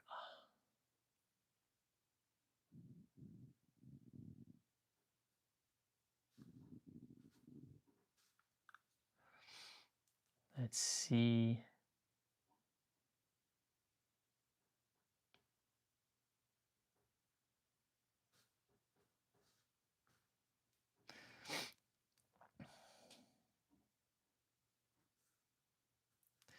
Yes, thank you. Thank you, Michelle.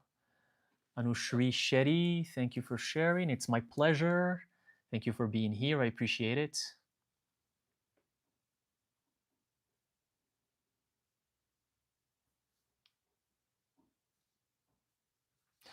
Uh, Thea Vidas says the spiritual person or healers are arrogant with ego. I have seen many like this. I wonder what spirituality is. Spiritual is you mean spiritual people are supposed to be humble, pure, etc., etc. Yeah, yeah. Well, you know the thing with the ego. It's just how humans are. They have ego, and a lot of people camouflage behind spirituality. A lot of people are just salespeople, as I have mentioned in the beginning of this live. I think I mentioned at some point. A lot of people are salespeople who are just selling things, and they camouflage behind spirituality, and they're like, I'm selling you spiritual products and they can help you. But if you're a true seer and you see through them, they're just salespeople who are making money, but their product is spiritual products. Instead of a product at the grocery store, it's a spiritual product, but they're salespeople. That's all they do. But they camouflage themselves behind spirituality and portray themselves as spiritual teachers. And a lot of people are doing this nowadays. You know why? Because spirituality does not have it does not have a proof. It doesn't have anything scientific to be proven, so it's easier to infiltrate with a lot of charlatans and salespeople, and a lot of marketing people as well. People who just they're super amazing at marketing, and they become millionaires, and they portray themselves as spiritual teachers. But the truth of the matter is that they are good at marketing. That's what they're good at. They're not good at spirituality whatsoever. And when you go to their spiritual retreat, they start telling you, let's do the ayahuasca retreat. And that's their spiritual retreat, is basically ayahuasca. But they portray themselves as having knowledge, wisdom, and that they know the spirit realm and so on and so forth. But they're amazing marketeers. They know how to sell. They get you to buy their things. You go to their things and they give you ayahuasca and they say, oh, there you go. I'm a spiritual guru, you know? This actually happened to me. There's an example of even this. It exists in any field out there, not just spirituality. But again, spirituality is easier to infiltrate because it doesn't have a proof. There's no evidence about anything. You can say anything and people are going to be like, well, sure, maybe, maybe not, um, with when I was a student at the university, uh, there was this famous guy that a lot of people liked his work for my major. So I used to study his major, and at uni, and there was this guy who went to that same university I went to, and he became super famous in that field. I'm not gonna say the names or the labels, but his work, his products uh, that he did were kind of, they were not something incredible. They were kind of gimmicky. They were average. They were even amateur compared to even the stuff that we studied at the university. So everyone was wondering why. And then our professor, I remember, he told us his secret, because he taught him too. He knew that guy who studied there and everything, and he knew the secret of why that person became even a millionaire, and he made an empire and a fortune out of his works. It's not because his works were amazing. His works were very amateur and average, but it's because he was an incredible salesperson. And he even gave us examples of how he uh, carried himself in his presentations and in his meetings with the students and everything. So he was an incredible salesperson. And because he was an incredible salesperson, he had that skill. He was extroverted. He knew how to talk to people.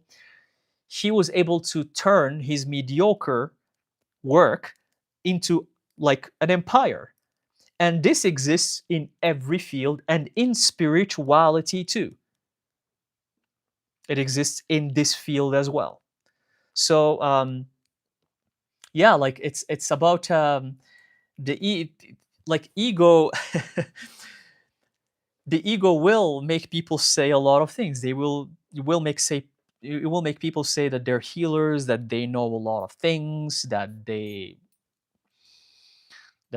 have the solution to your problems, and that if you get things from them, then your life is gonna get better, and so on and so forth.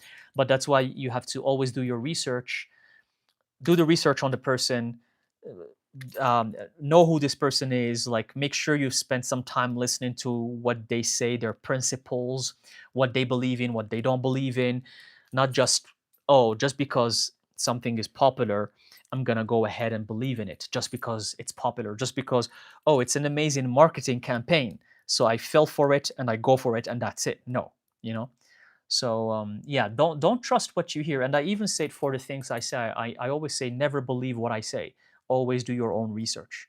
I'm not asking you to believe what I'm telling you, and I don't care if you believe or not. Um, what else?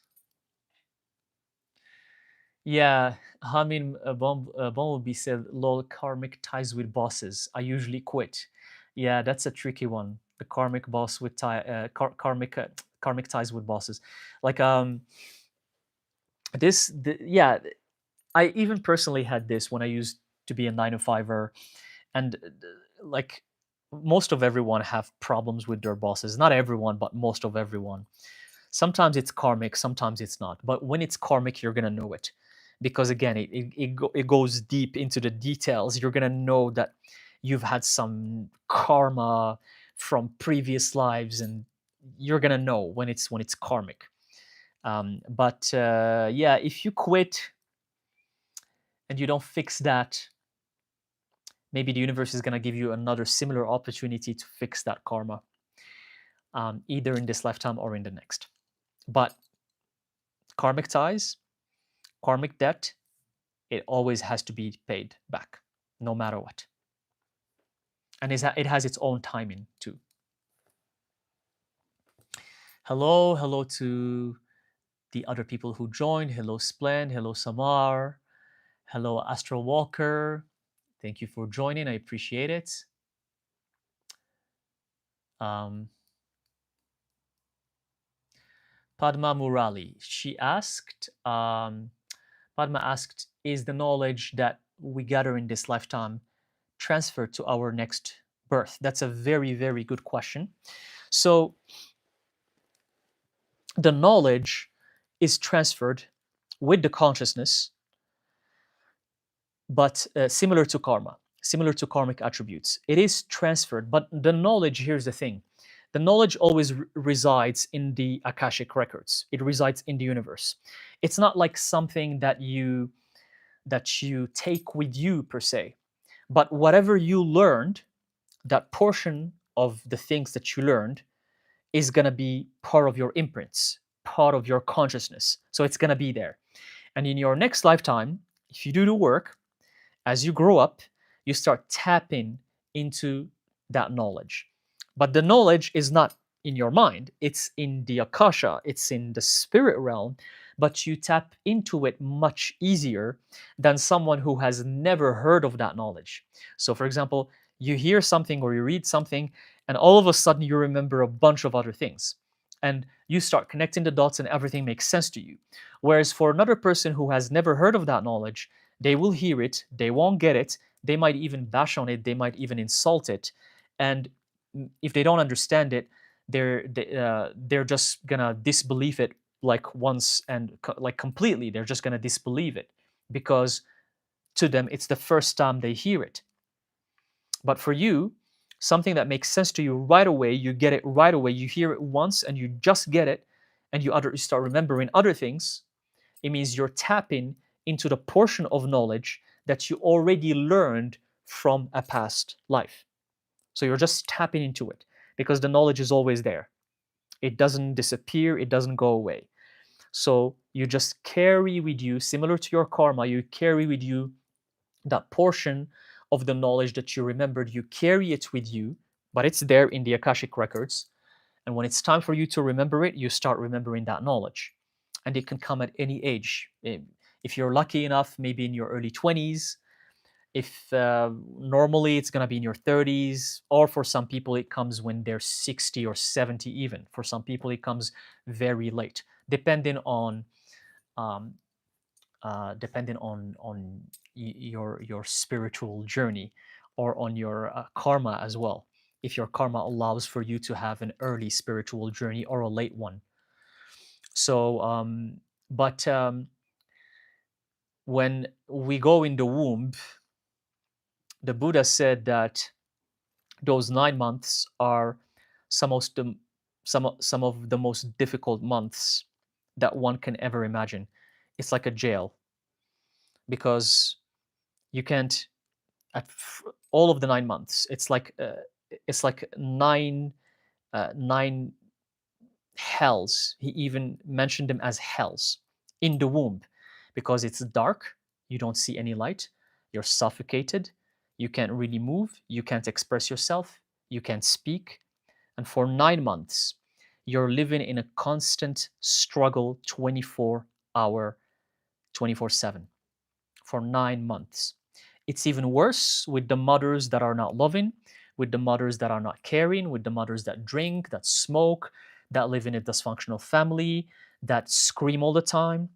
That scream, the Buddha described it, if a pregnant mother screams and fights and screams loudly and she's pregnant, for the baby, the description was, I'm just going to paraphrase, the description was, it's like um, piercing the body with some painful things, with like it wasn't needles, but it was it's like sharp pain every time a pregnant woman screams. The baby feels so much pain from that anger, from that screaming.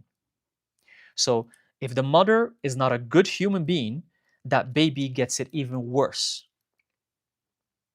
If the mother is loving and caring, the baby feels better. And those 9 months don't feel as hard, even though they're still hard. And when we are born and we start crying, the first thing a baby does is cry. Why do we cry? It's not just because we like it. It's not because, oh, cry like what the doctors say to know if you're alive or not. No, the baby cries as a cry for help for the 9 months of suffering he or she was experiencing in the womb. That's why the baby cries. Suffocated, no movement, no light, no talking, no expression, nothing for 9 months. So before you're even born as a human, you suffer for 9 months. Before you're even born. And that's why you cry your lungs out the moment you're liberated. You cry. That's the only thing you do. And that's why babies cry for the first so much for the first few years, or for the first year or 2 years. They cry a lot. It's a cry for help. Yes, when they're hungry. Yes, when they feel uncomfortable. Yes, when you need to change them. Yes, they do cry for that too. But sometimes they just cry. That's an expression of what they've been through. And it's but that gets deleted. That those memories, they're forgotten right away. When we grow up, we don't remember that, and it is a blessing. We don't remember it, so because it's hard to remember. Those are painful memories. You don't want to remember them, so you can carry on your life peacefully. But the implications of being born as a human, it's not an easy thing at all. It's not an easy thing, and it's not a pleasant thing either. But it does. But being born as a human does help you fix your karmic debt, uh, and work on yourself. That's the good thing about being a human, is it helps you work on yourself. So yes, that's what I have to say about this. What else do we have? I'm in Bumblebee. Thank you for joining the live. I appreciate it. I'm glad that you're happy to be here. Thank you. I appreciate it. Um,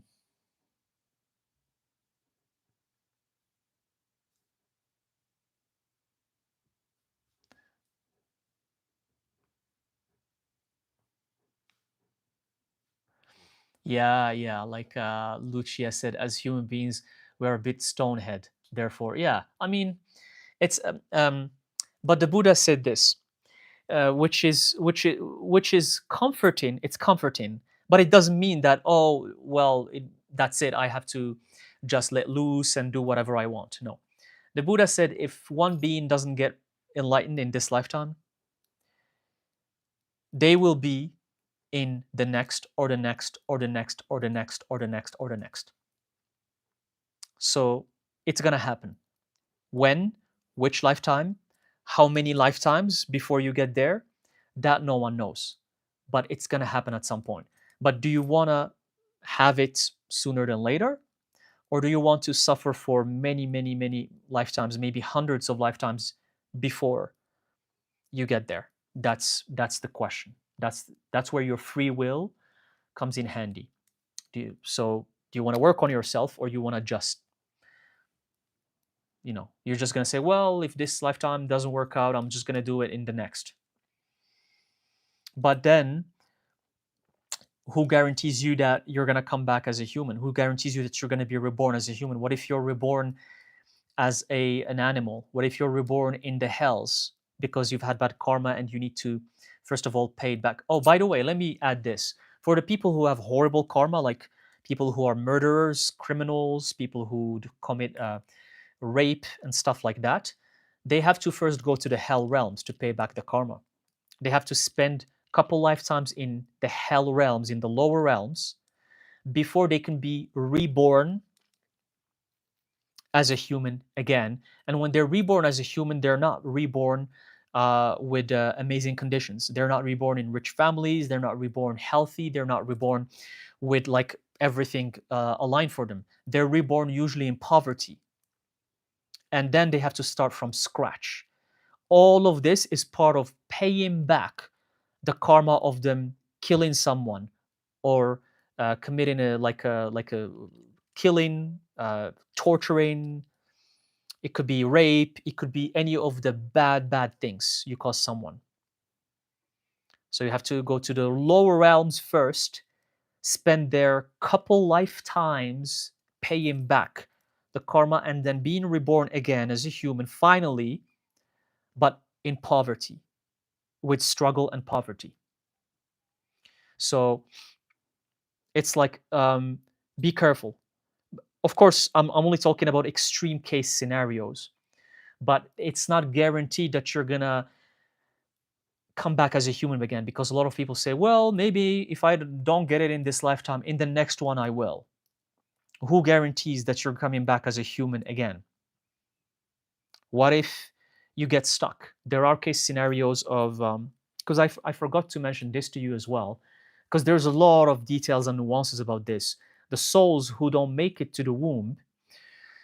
So if a soul or this consciousness, as how the Buddha called it, it's if it's led to be to a couple that are mating, because that's when the consciousness drops into the womb. So if it's led there, and the karma, it's the karma of that consciousness is only enough for it to get near the womb, not inside the womb. That's why I keep saying karma is important. Please remember that.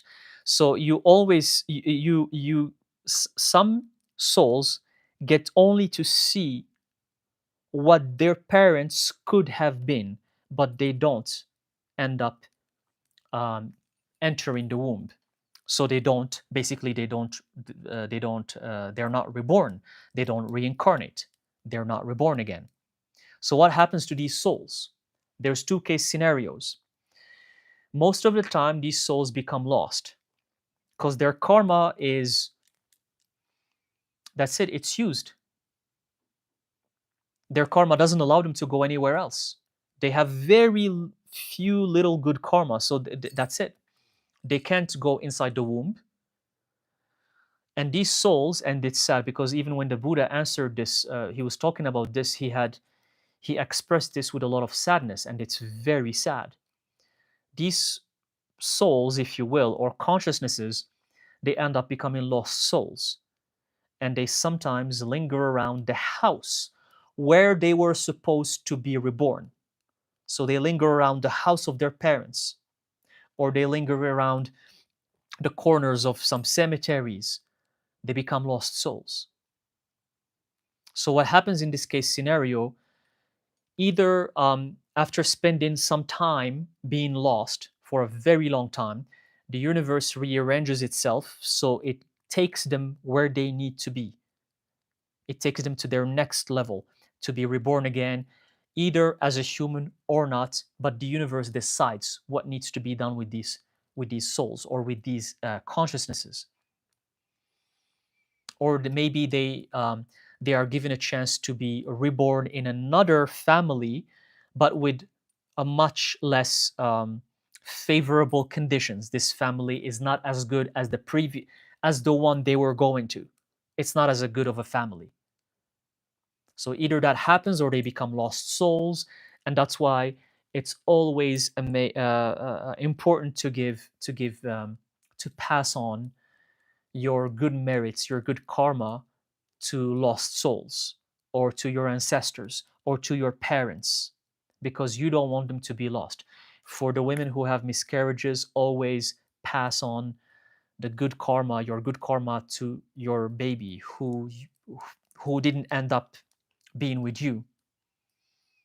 pass on the good karma to them so they don't suffer, so they're not lost, so they can move on. Because if you give them your good karma, that good karma is going to help them move forward, maybe to another family, maybe to another, at least being reborn again as another kind of soul, maybe as an animal, or I don't know.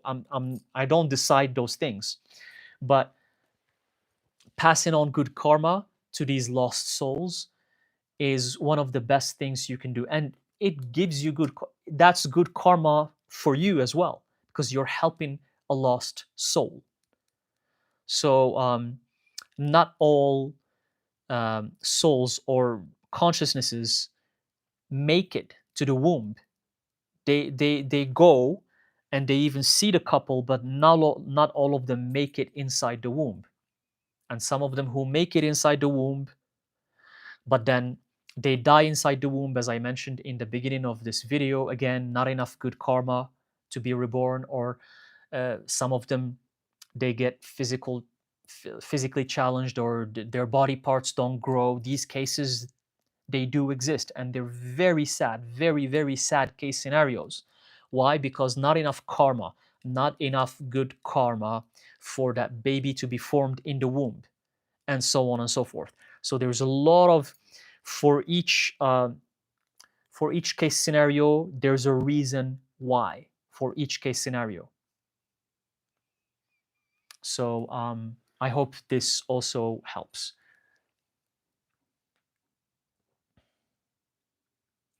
What else do we have? Maybe another question.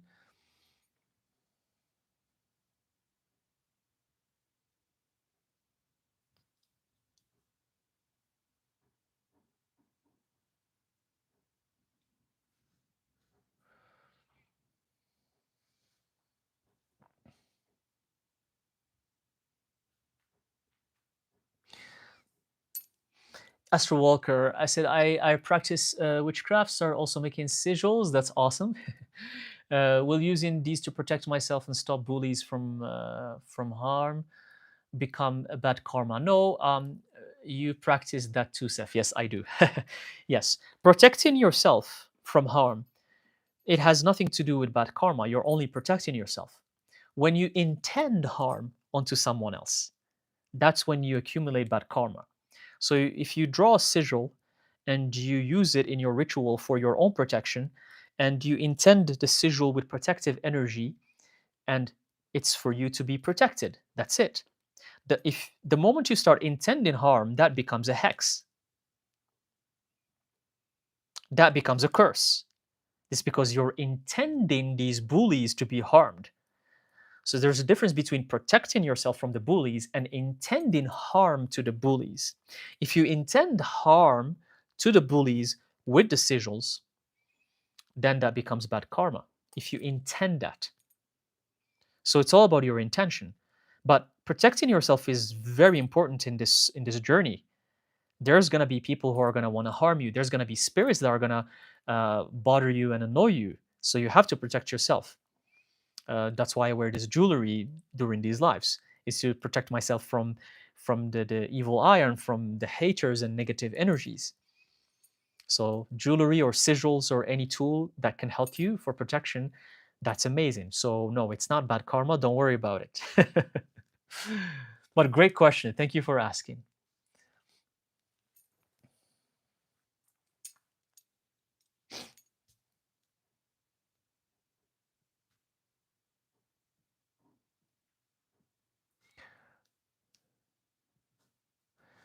Mike Roch asked, why don't I ever remember my past lives? Maybe it's just everything has its own divine timing. Maybe the fact that you're asking about it, if you're asking about it and curious about it, it means that it's going to come sooner than later.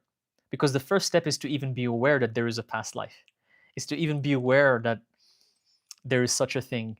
Even the fact that you're watching this, that you're wondering about it, that you're questioning it without having a malicious intention, like the people who watch but they hate and they say insults. That's different. But if you're watching and you're curious, you're skeptical, but you're wondering, that's the first step, because it all starts with becoming aware. But if you're asking about it, don't worry, everything happens in divine timing. at some point it's just gonna hit you, and you're gonna remember, and you're just gonna remember. You're gonna be like, I think, where does this memory come from? I know this thing, and it's just gonna happen. And it can happen with visiting other lands, visiting other countries, other cities, different places that you're drawn to, something that's calling your name. The land can call your name, maybe a different country that you really want to visit, and it's calling you. It's you're dying to go there. It's your dream to go there. It's probably because you've had a past life there, and you just don't know why this land is calling you. For example, they speak a different language, they have different food, different culture, different customs, and you're like, why am I drawn to this country? Like, I have nothing in common with this country. Even I don't even speak their language, but why do I want to visit so bad? And here I'm gonna stop everyone. This is not Japan, because I know Japan is this for every single person. It was even for me, but for me it was real. I'm gonna tell you why it was real for me, because for me it happened in 2002, 2003. I was a long time ago, and I ended up going there. I was young. I spent 5 years there. I went with zero knowledge of Japanese, and now I speak fluently Japanese. And if you don't believe me, it's okay. You don't have to believe me, but I'll make another video where I speak Japanese. Zenzen mondai nai. I just spoke Japanese right now.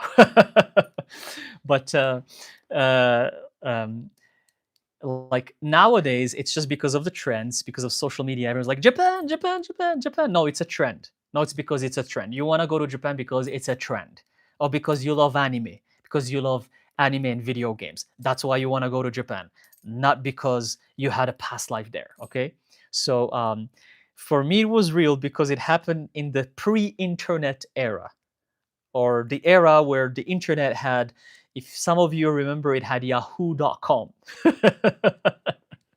If some of you remember that era, that's when I went to Japan, during the days of yahoo.com. Okay, so there was no social media. It wasn't trendy to go to Japan at all.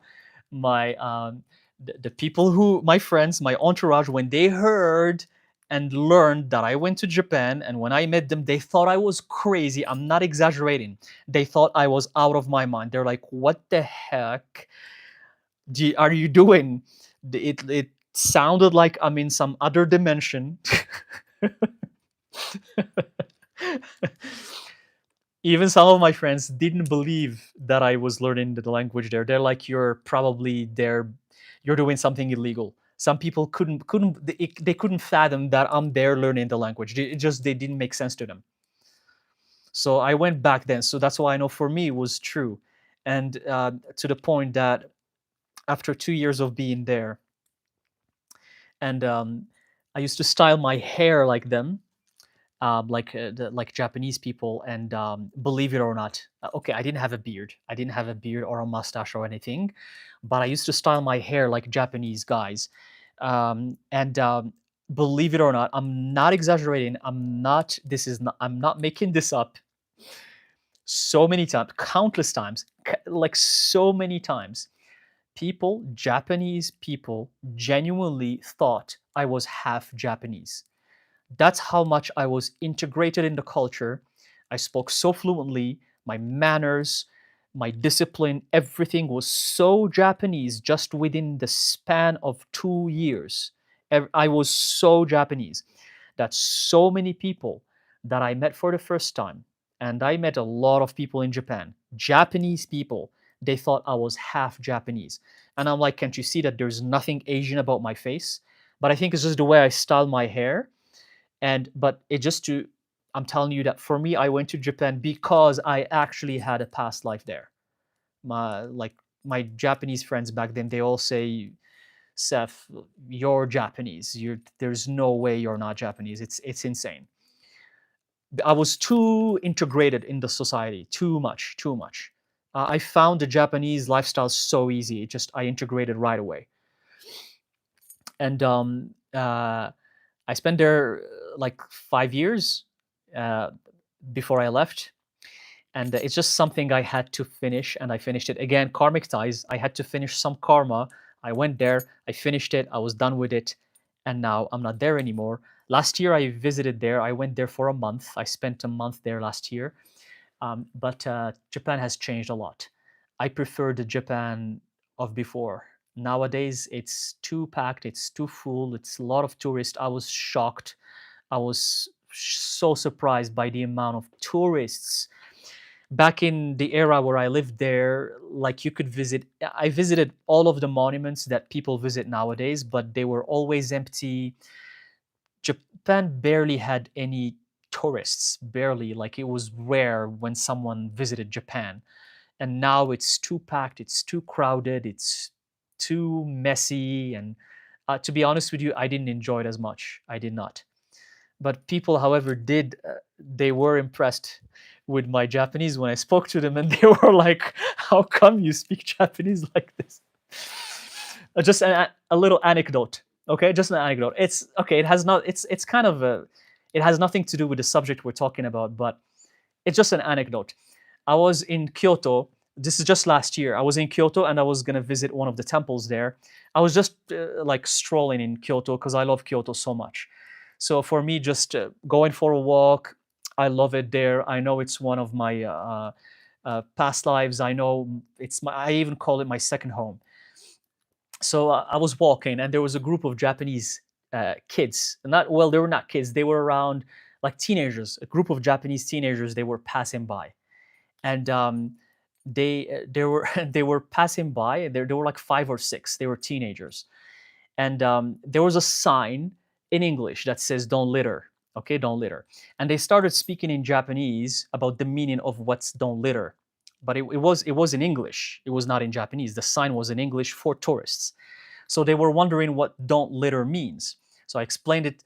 So they were asking between each other, and they didn't know. And I just talked to them. I'm like, "Don't litter" means, don't throw garbage. I explained it to them in Japanese. And they were like, "Oh yeah, we thought so. We thought so. Yeah, we were wondering. Okay, thank you." They're like, I told them, yeah. So that means that means don't throw garbage. You guys are correct. Don't litter. And then they're like, "Sorry, but like your Japanese is so good. Like, what are you like? How did you learn it?" I'm like, "Well, I used to live here a long time ago." And they're like, "Oh, okay, makes sense."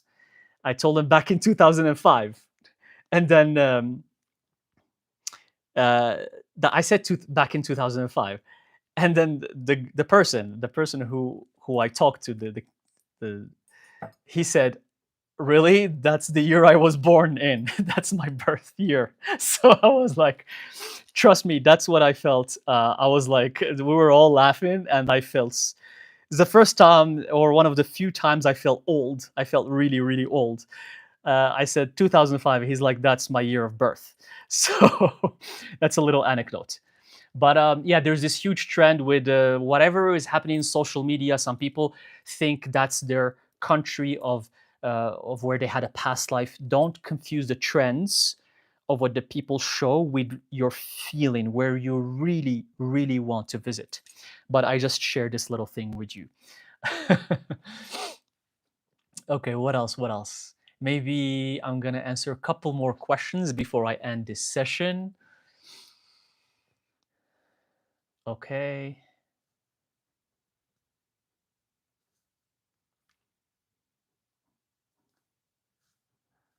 So, hello, hello, Raman Luciferian. Hello, Get Unreal from Austria. Thank you for joining the live. I appreciate it.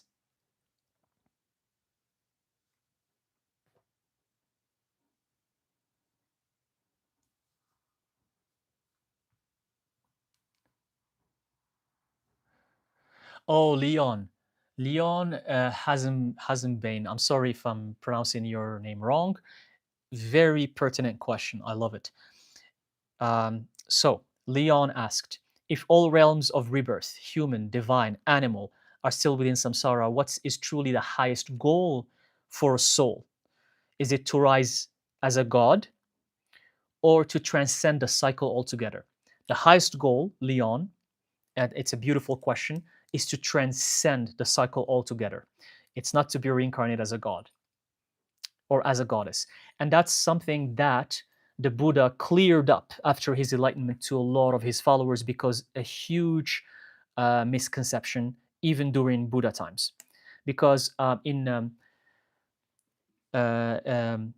one of the people thought that being reincarnated as a god is the highest thing, even during the Buddha times, that you live many lifetimes and then you have good karma, and then you have enough good karma to become a deity, to become a god, to become, you've heard them before, Zeus and Thoth and Ra and Horus and the Anunnaki. Those are gods from higher realms, by the way, if some of you were wondering about them.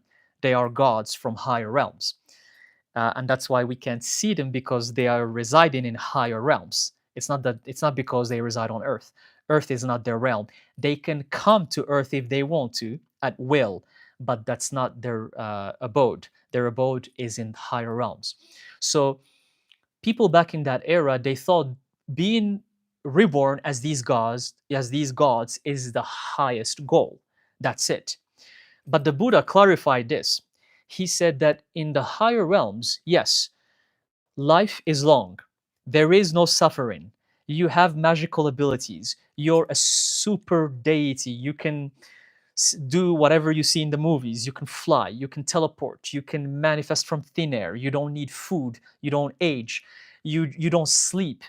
You're in these realms that are incredible. Even the Abrahamic religions, that's what they described as heaven. So when you reincarnate as gods or deities in those realms, life is long.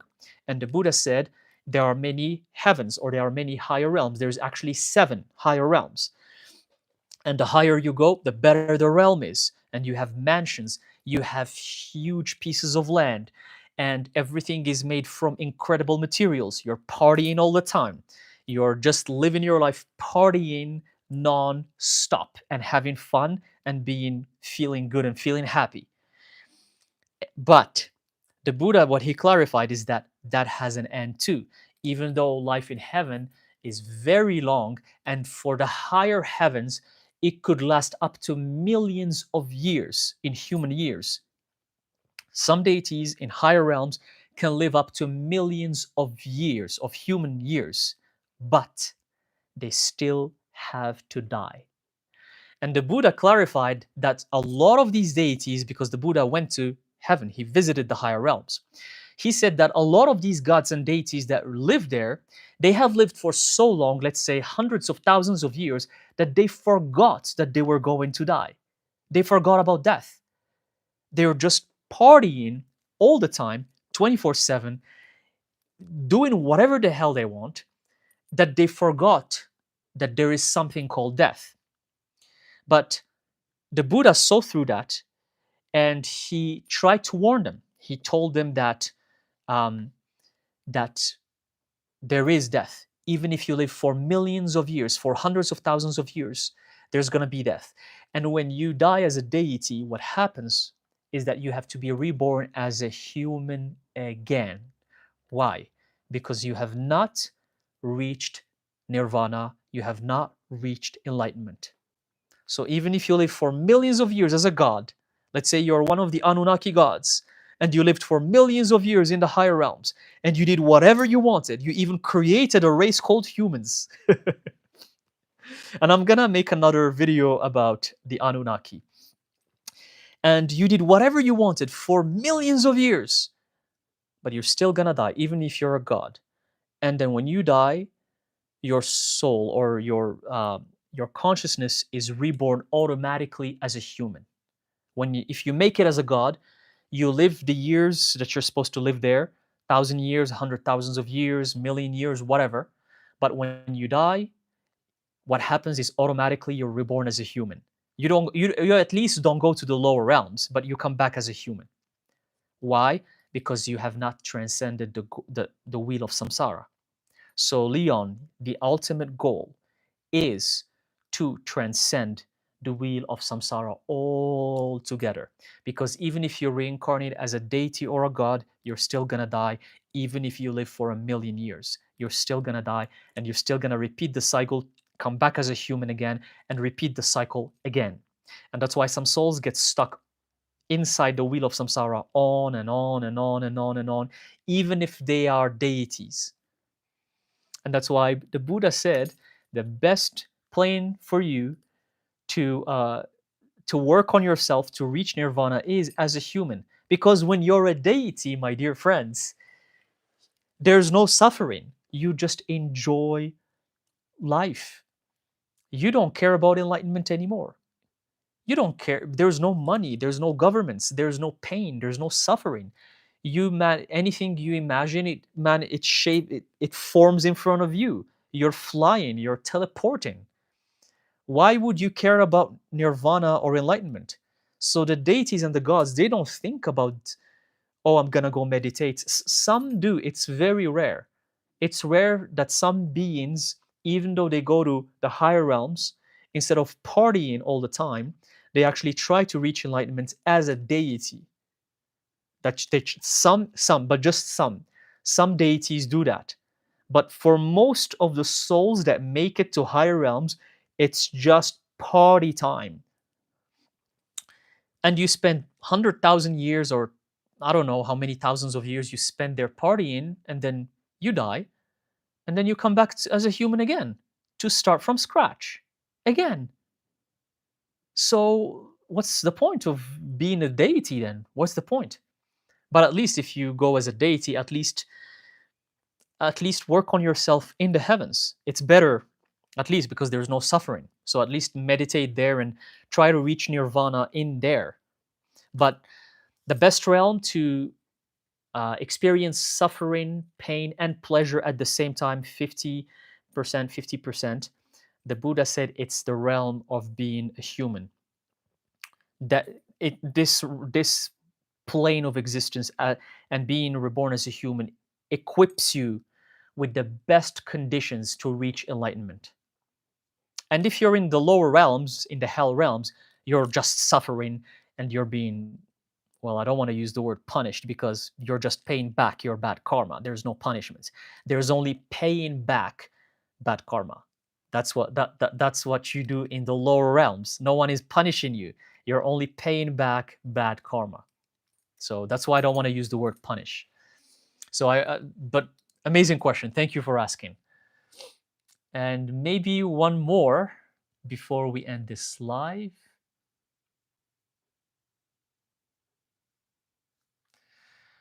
Fruity asked, "How is a soul born, and why does it decide to do so?" Fruity, I described and explained this in the beginning of this live, so please rewatch, because I took some time to explain it. It's not just a short answer, but this question is answered in the beginning of this live.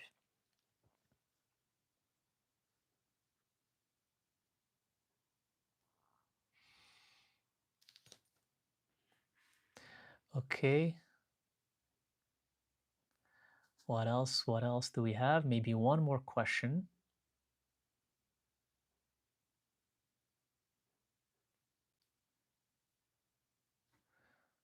Uh,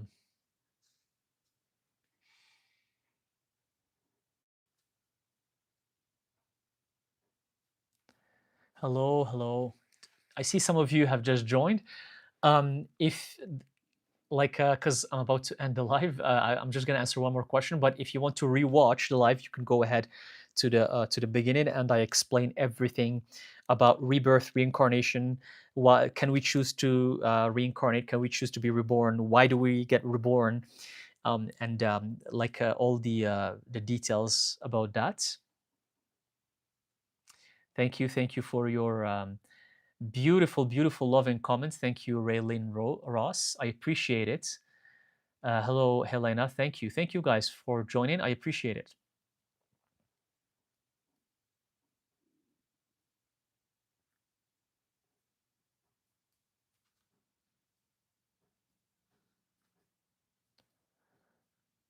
Um,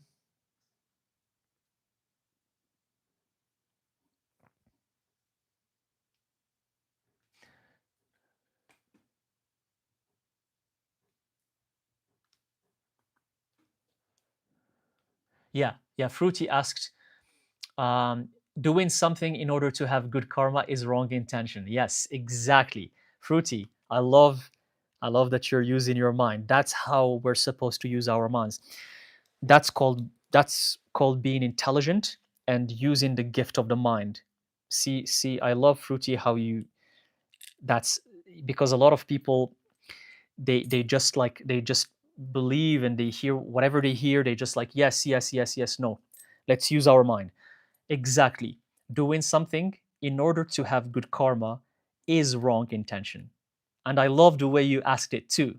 So if you do something just for good karma, and I have explained this in other videos where there's a lot of stories about people who uh, did something just to have good karma. I explained in my last live about this sutra or this story of this old man who did a deed just to get good karma, and in his next life he became an animal.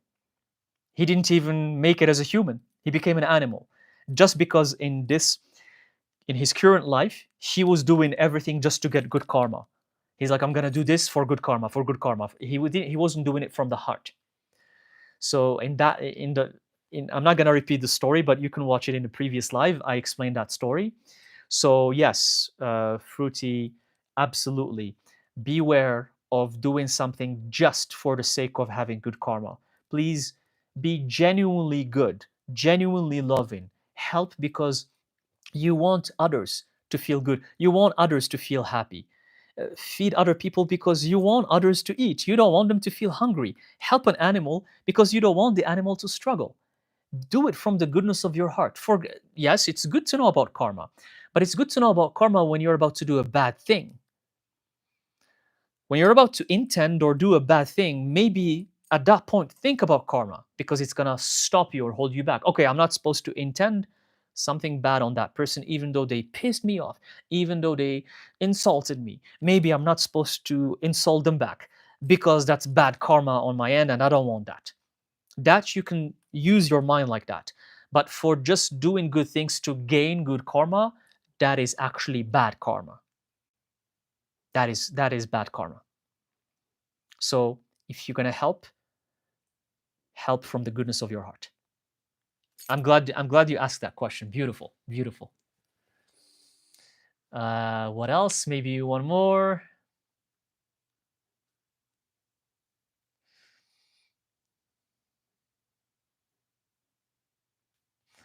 Uh,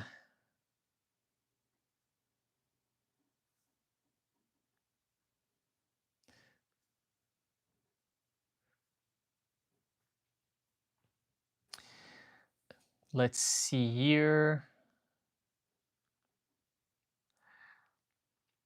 Astral Walker, thanks, Seth. And if someone is harming you, stealing you, it's exactly like they're hexing you. What if someone stole your parking spot or your property and police will do nothing? Yeah, like for these daily detail things, again, these I when it comes to situations like this, like parking spot or someone like a neighbor bothering you, and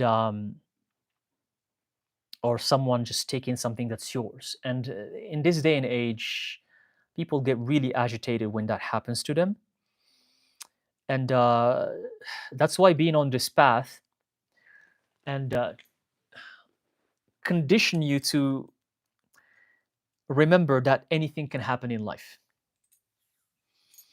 Life consists of suffering. That's what the Buddha said. It consists of suffering because of attachment. We are humans, are raised and are conditioned to be attached to things. So when these things are not in our lives, we suffer. Every suffering stems from attachment, being attached to something. So here's what I'm going to say about this. If something happens in your day-to-day life about situations like what Astro Walker mentioned, like let's say parking spot, or a problem with a neighbor, or like a problem even in your work, it could be a colleague at work or something like that. First of all, I just want you to retain your calmness. Don't react. That's the first thing that you have to try to do. Don't react. Because the moment you start reacting, that's it. That's it. You're giving away yourself and you're not in control of what's happening inside of you, because now you're reacting. And when you react, you're going to become angry. And when you're angry, that's not spiritual whatsoever. Because no matter what anyone is going to tell me about anger, it's like, oh, no, Seth, you're overdoing it. Sometimes we need to be angry. No, I disagree. And it's okay if we agree to disagree. Being angry, anger is, there's nothing good. It's toxic. There's nothing good about it. There's nothing good about anger. Nothing. So the first thing you want to do is retain your emotions, like from exploding. Don't react. And remember that everything happens for a reason. The universe allows that person to take your parking spot for a reason. The universe allowed for that nasty situations to happen for you for a reason. Remember that it's for a reason. Everything happens for a reason. So after you become aware of that, while you're calm, if you can even meditate on it, try to take the next steps. What am I going to do about this? What can I do about it? Okay, should I talk to the authorities? Should I talk to the building manager about the parking situation? Should I like that? That's, I'm telling you guys what I do in my daily life. In my daily life, that's what I do. Okay, before I do rituals, before I do spells, because first things first, if you see a door that's closed, maybe it's open, maybe it's unlocked, but you go and try to destroy it because you think it's closed. Maybe just open it because it's unlocked and you don't have to destroy it. So first things first, just do what you can do. What can you do? Talk to them. Hello, hi, excuse me. Talk to them as a civil person. Be civilized when you talk. You are a human being with a beautiful gift that's called the brain. Don't talk to, and this is for everyone. This is for everyone.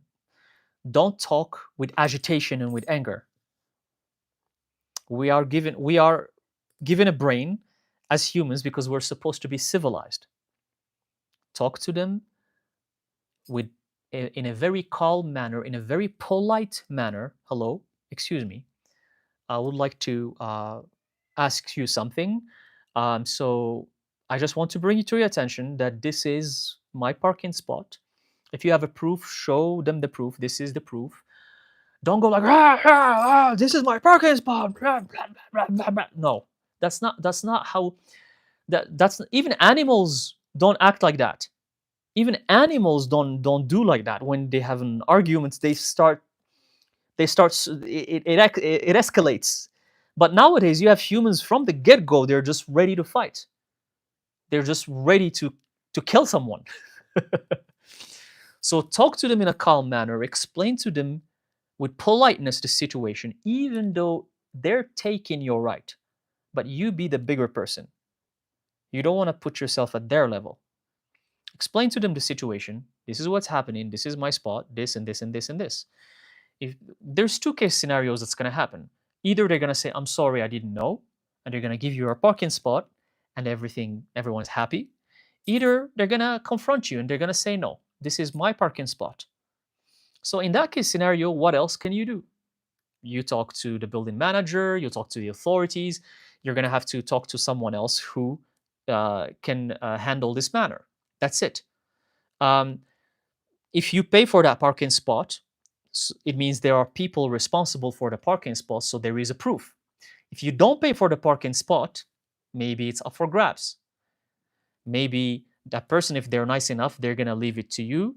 If not, they're going to say, well, this parking spot is for everyone, and I'm parking here. I have the right to park here. Even though you've been parking there, let's say for the past 5 years, but it's the parking spot for everyone. So you have to kind of let loose when it comes to situations like this in life. You can't think about, like, I don't mean to diminish the situation. I don't mean to do so. But this is what makes people get stuck in their daily life in these tiny things. Like, it's just a parking spot. That's what I want to say. And just, this is to go back to your example. It's just a parking spot. It's gonna get solved one way or another. It's gonna get solved at some point. Either they're gonna give you your spot, or you are gonna get another spot, but it's gonna get solved. So try to not waste your energy and time on situations like this too much, because life is more important than this. And that's why what I try to share with you in this channel. Life is about rising. It's about, we just talk about transcending the cycle of samsara. You know, the amount of practice you need to do, the amount of meditation, the amount of working on yourself that you need to do. You can't be distracted by small things in life. This happened here, this happened there, this happened here, this happened there. And that's how your energy is wasted. And it's wasted in small things that don't matter at all. It's small things. But again, I don't mean to diminish the situation. Maybe the situation is really more than what I'm saying it to be. Like, don't take anything personal I say here, but um, things always happen in your life for a reason. I mentioned this in my previous live. If there's a chance that this Self Alchemist channel is taken down, it's banned, what do you think I'm gonna do about it? Obviously, YouTube, judging from what happened to Inowich previously, with her channel being banned for like almost for 2 years, and then the channel was, they gave her back her channel after 2 years of being banned, and it happened to other people. Based on that, YouTube doesn't do anything when you talk to them about your channel being banned. They don't do anything about it. So let's say my channel is banned on YouTube. I spent 6 years working on it. The past 6 years. Well, where am I at right now? Almost 58,000 followers. And it's banned. It's banned. My work revolves around the YouTube channel. Because I share my knowledge here. I have over 1,400 videos here. 1,400 videos over that I've been posting for the past 6 years. Let's say my channel get banned. Let's say someone took it away from me, right? It was. What am I gonna do? What do you think I should do? I'm asking you the question. Here, right in the comment section, right in the chat. What do you think I should do if my channel gets banned? I want you guys to give me an advice. I want to see how you are thinking. I want to see how you're using your mind. And this channel is what gives me exposure, is what allows me to make a living, and so on and so forth. But if it gets banned, what am I supposed to do? I want you guys to give me an advice. I'm genuinely curious about what you guys are gonna say. Let's see. Leon. Leon asked, Leon, I like the way you think. I like the way you think a lot. Leon said, let go. That's an amazing answer. Letting go. Exactly. But you're going to say, but Seth, but life is about fighting for what's yours. We're supposed to fight. Talking about fighting, I'm a karate black belt, by the way. Talking about fighting, another little anecdote about myself. We're supposed to fight. We're supposed to fight. Supposed to fight for what's yours. No, but for then what? I'm gonna waste energy on stressing out myself about something that the universe allowed. The universe allowed it, and this happened. This happened with my TikTok account, my previous TikTok account. It had 65,000 followers, I think. And I've had it for like 4 years, the TikTok account. And last year it was banned. And the TikTok account I have right now is the one I started from scratch. Yeah, like many years of posting thousands, not hundreds, thousands of TikTok readings. The account had 65,000 or 68, I don't remember, in the 60s, 68,000 followers, and it was banned, just like that. So, what did I do about it? Nothing. When the universe allows something to happen, don't waste your energy with it. That's what I'm trying to say. It's meant to happen for a reason, and it is opening up space for something better to come to your life. Usually that's how it works. Usually that's how it works. Don't cling and hold onto something that's not meant to be or that bothers you. Don't cling to it. Like I'm gonna give you also another example. Like um, sometimes I have loud neighbors. Sometimes I have loud neighbors. They're loud. Sometimes they have a baby crying. It depends. And sometimes they're really loud. So what do I do about it? What do I do about it? I have to call and get mad and call the authorities and go and confront them and say, "You guys are loud. You guys are just." I mean, it's harmless noise. It's harmless noise. It's not like they're partying like in the club or something. It's not like loud music and stuff like that. But they're just loud people. And in this earth, you're gonna encounter loud people. The earth doesn't belong to you. There's gonna be loud people. There's gonna be quiet people. There's gonna be all sorts of people, and you have to learn how to coexist with them as long as you're a human being. So what do I do about it? They're loud neighbors. What do I do about it? Nothing. That's what I do about it. I do nothing about it because the universe is allowing that to happen. Why should I even waste my energy with that? For what? And nothing is permanent. The Buddha said that one thing that you need to understand to his followers is that nothing is permanent in life. Nothing. Nothing stays the same. So they're going to be loud at some point and then they're not going to be loud again. So, but this is really, this comes with a lot of the universe crushing you and putting you to the to the floor, like crushing you with a lot of tests before you get to this level. I wasn't like this. I used to stress out about small things when I was a normal person. I used to get upset and angry about a lot of things in life. That was me when I was a normal person. But the universe really crushed me. When I say crushed me, it tested me so much. And it's like it really punched me in my guts, in my face. And again, I don't talk about what happens behind the scenes. I never talk about that. I don't talk about my personal life. But if I were to tell you, you would be surprised of what I have to go through or what I had to go through in order to learn certain lessons. The universe really, it crushes me sometimes. Like more than you can imagine. And that's how you learn that certain things are not really important and you should not pay attention to them at all. And the more you pay attention to the details, the more you focus on these details, they're going to manifest more in your life. So the more you focus on the problem, it's going to grow. The more you focus your energy on it, it's going to manifest more and more and more.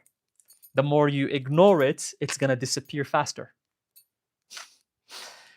But yes, that's what I have to say about this, because here, let's see, I'm read. Love says, trust the universe and keep going. Everything is a test to see where we are in a spiritual awakening. Amazing answer. Amazing answer, Love. Thank you for writing that.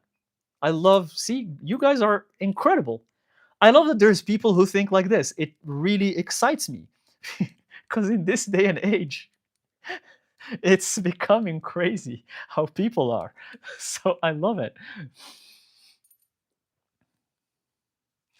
The Witch Queen, then you can teach others how to do karate and earn money. Yeah, sure.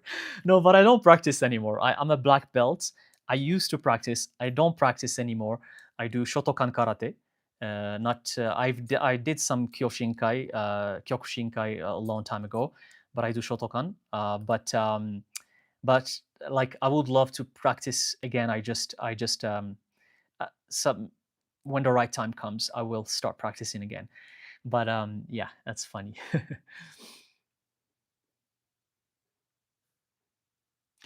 Fruity said, still try to appeal, but without feeling any attachment to it. Beautiful answer. Beautiful answer. That's probably what I'm gonna do, Fruity. To your answer, I'm gonna appeal, but not attached. Not attached. Hope maybe they're gonna bring me back my channel and not be attached to it.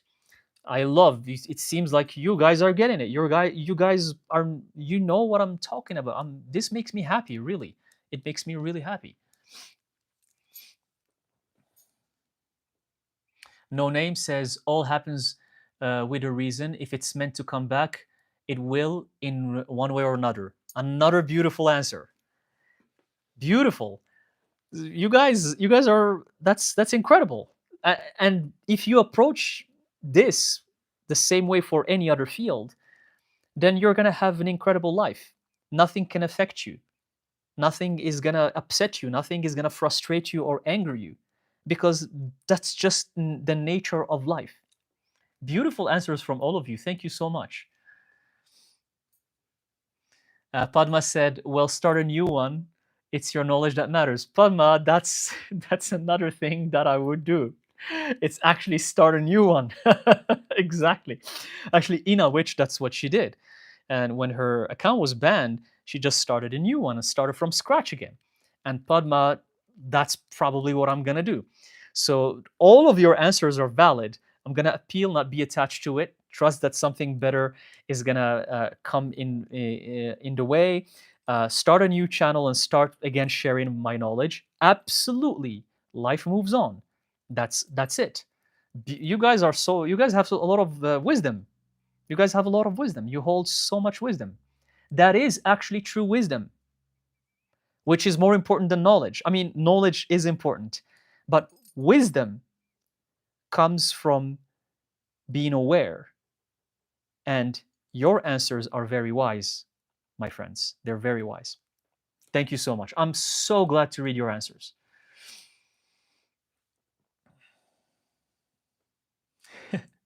Yamin says, before happening like this, please make a plan ahead and open another channel account. I actually have, because you never know. I have another channel called the Occult Mysterium. I post sometimes in it. I have another one called Seth Mage. But in Seth Mage, I share my travels. But I do have another channel just in case something happens. You know, you never know. You never know. But thank you for the suggestion. Yes, Astro Walker said I would ask YouTube to explain why ban, then create a new channel. Yes. Yeah, I to back up my videos, I try to be honest with you, I don't back them up, to be honest with you. My videos are not backed because it requires an incredible amount of storage. I have many hard disk drives for the years I've been posting. I have like I think now I'm at 6 hard disk drives, and each hard disk drive has four terabytes or 3 terabytes in them for each one, and they're all almost full. And at some point I just stopped because even these lives, they're just on YouTube. I can't store them in any shape or form. I mean, I can download them, but they're like 2-3 hours each. So for that one, I need to hire someone to manage that for me, and I don't have that right now. I don't have someone who can manage this stuff for me. But yeah, if this is to go at some point, it's just gonna go.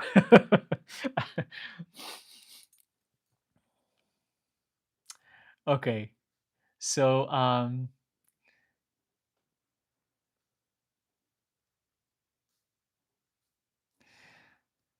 yes, John Doe wrote. I think you should do something like spiritual teaching, occultism, tarot. Like there are plenty of choices. Just keep going. Yeah, just keep going and don't give up. Absolutely. Yes. It's that's how it works. Um, so thank you guys for your wise answers. I appreciate it. And I'm gonna stop here. I hope that this session helped you in any shape or form. Um, Guys, I just want to add this. This for me, this rebirth, reincarnation, past life, next life, karma.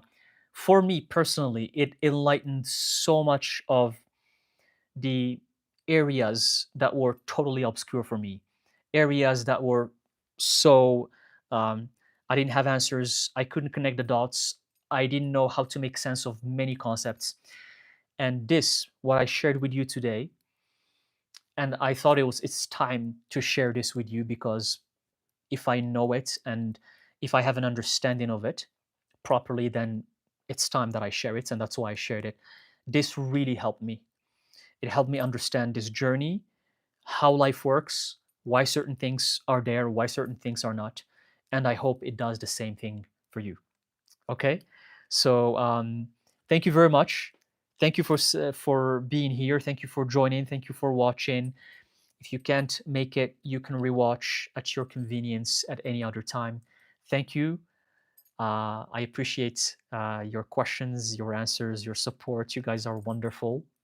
Have a wonderful day wherever you are, and I'll see you in the next live or video. Thank you.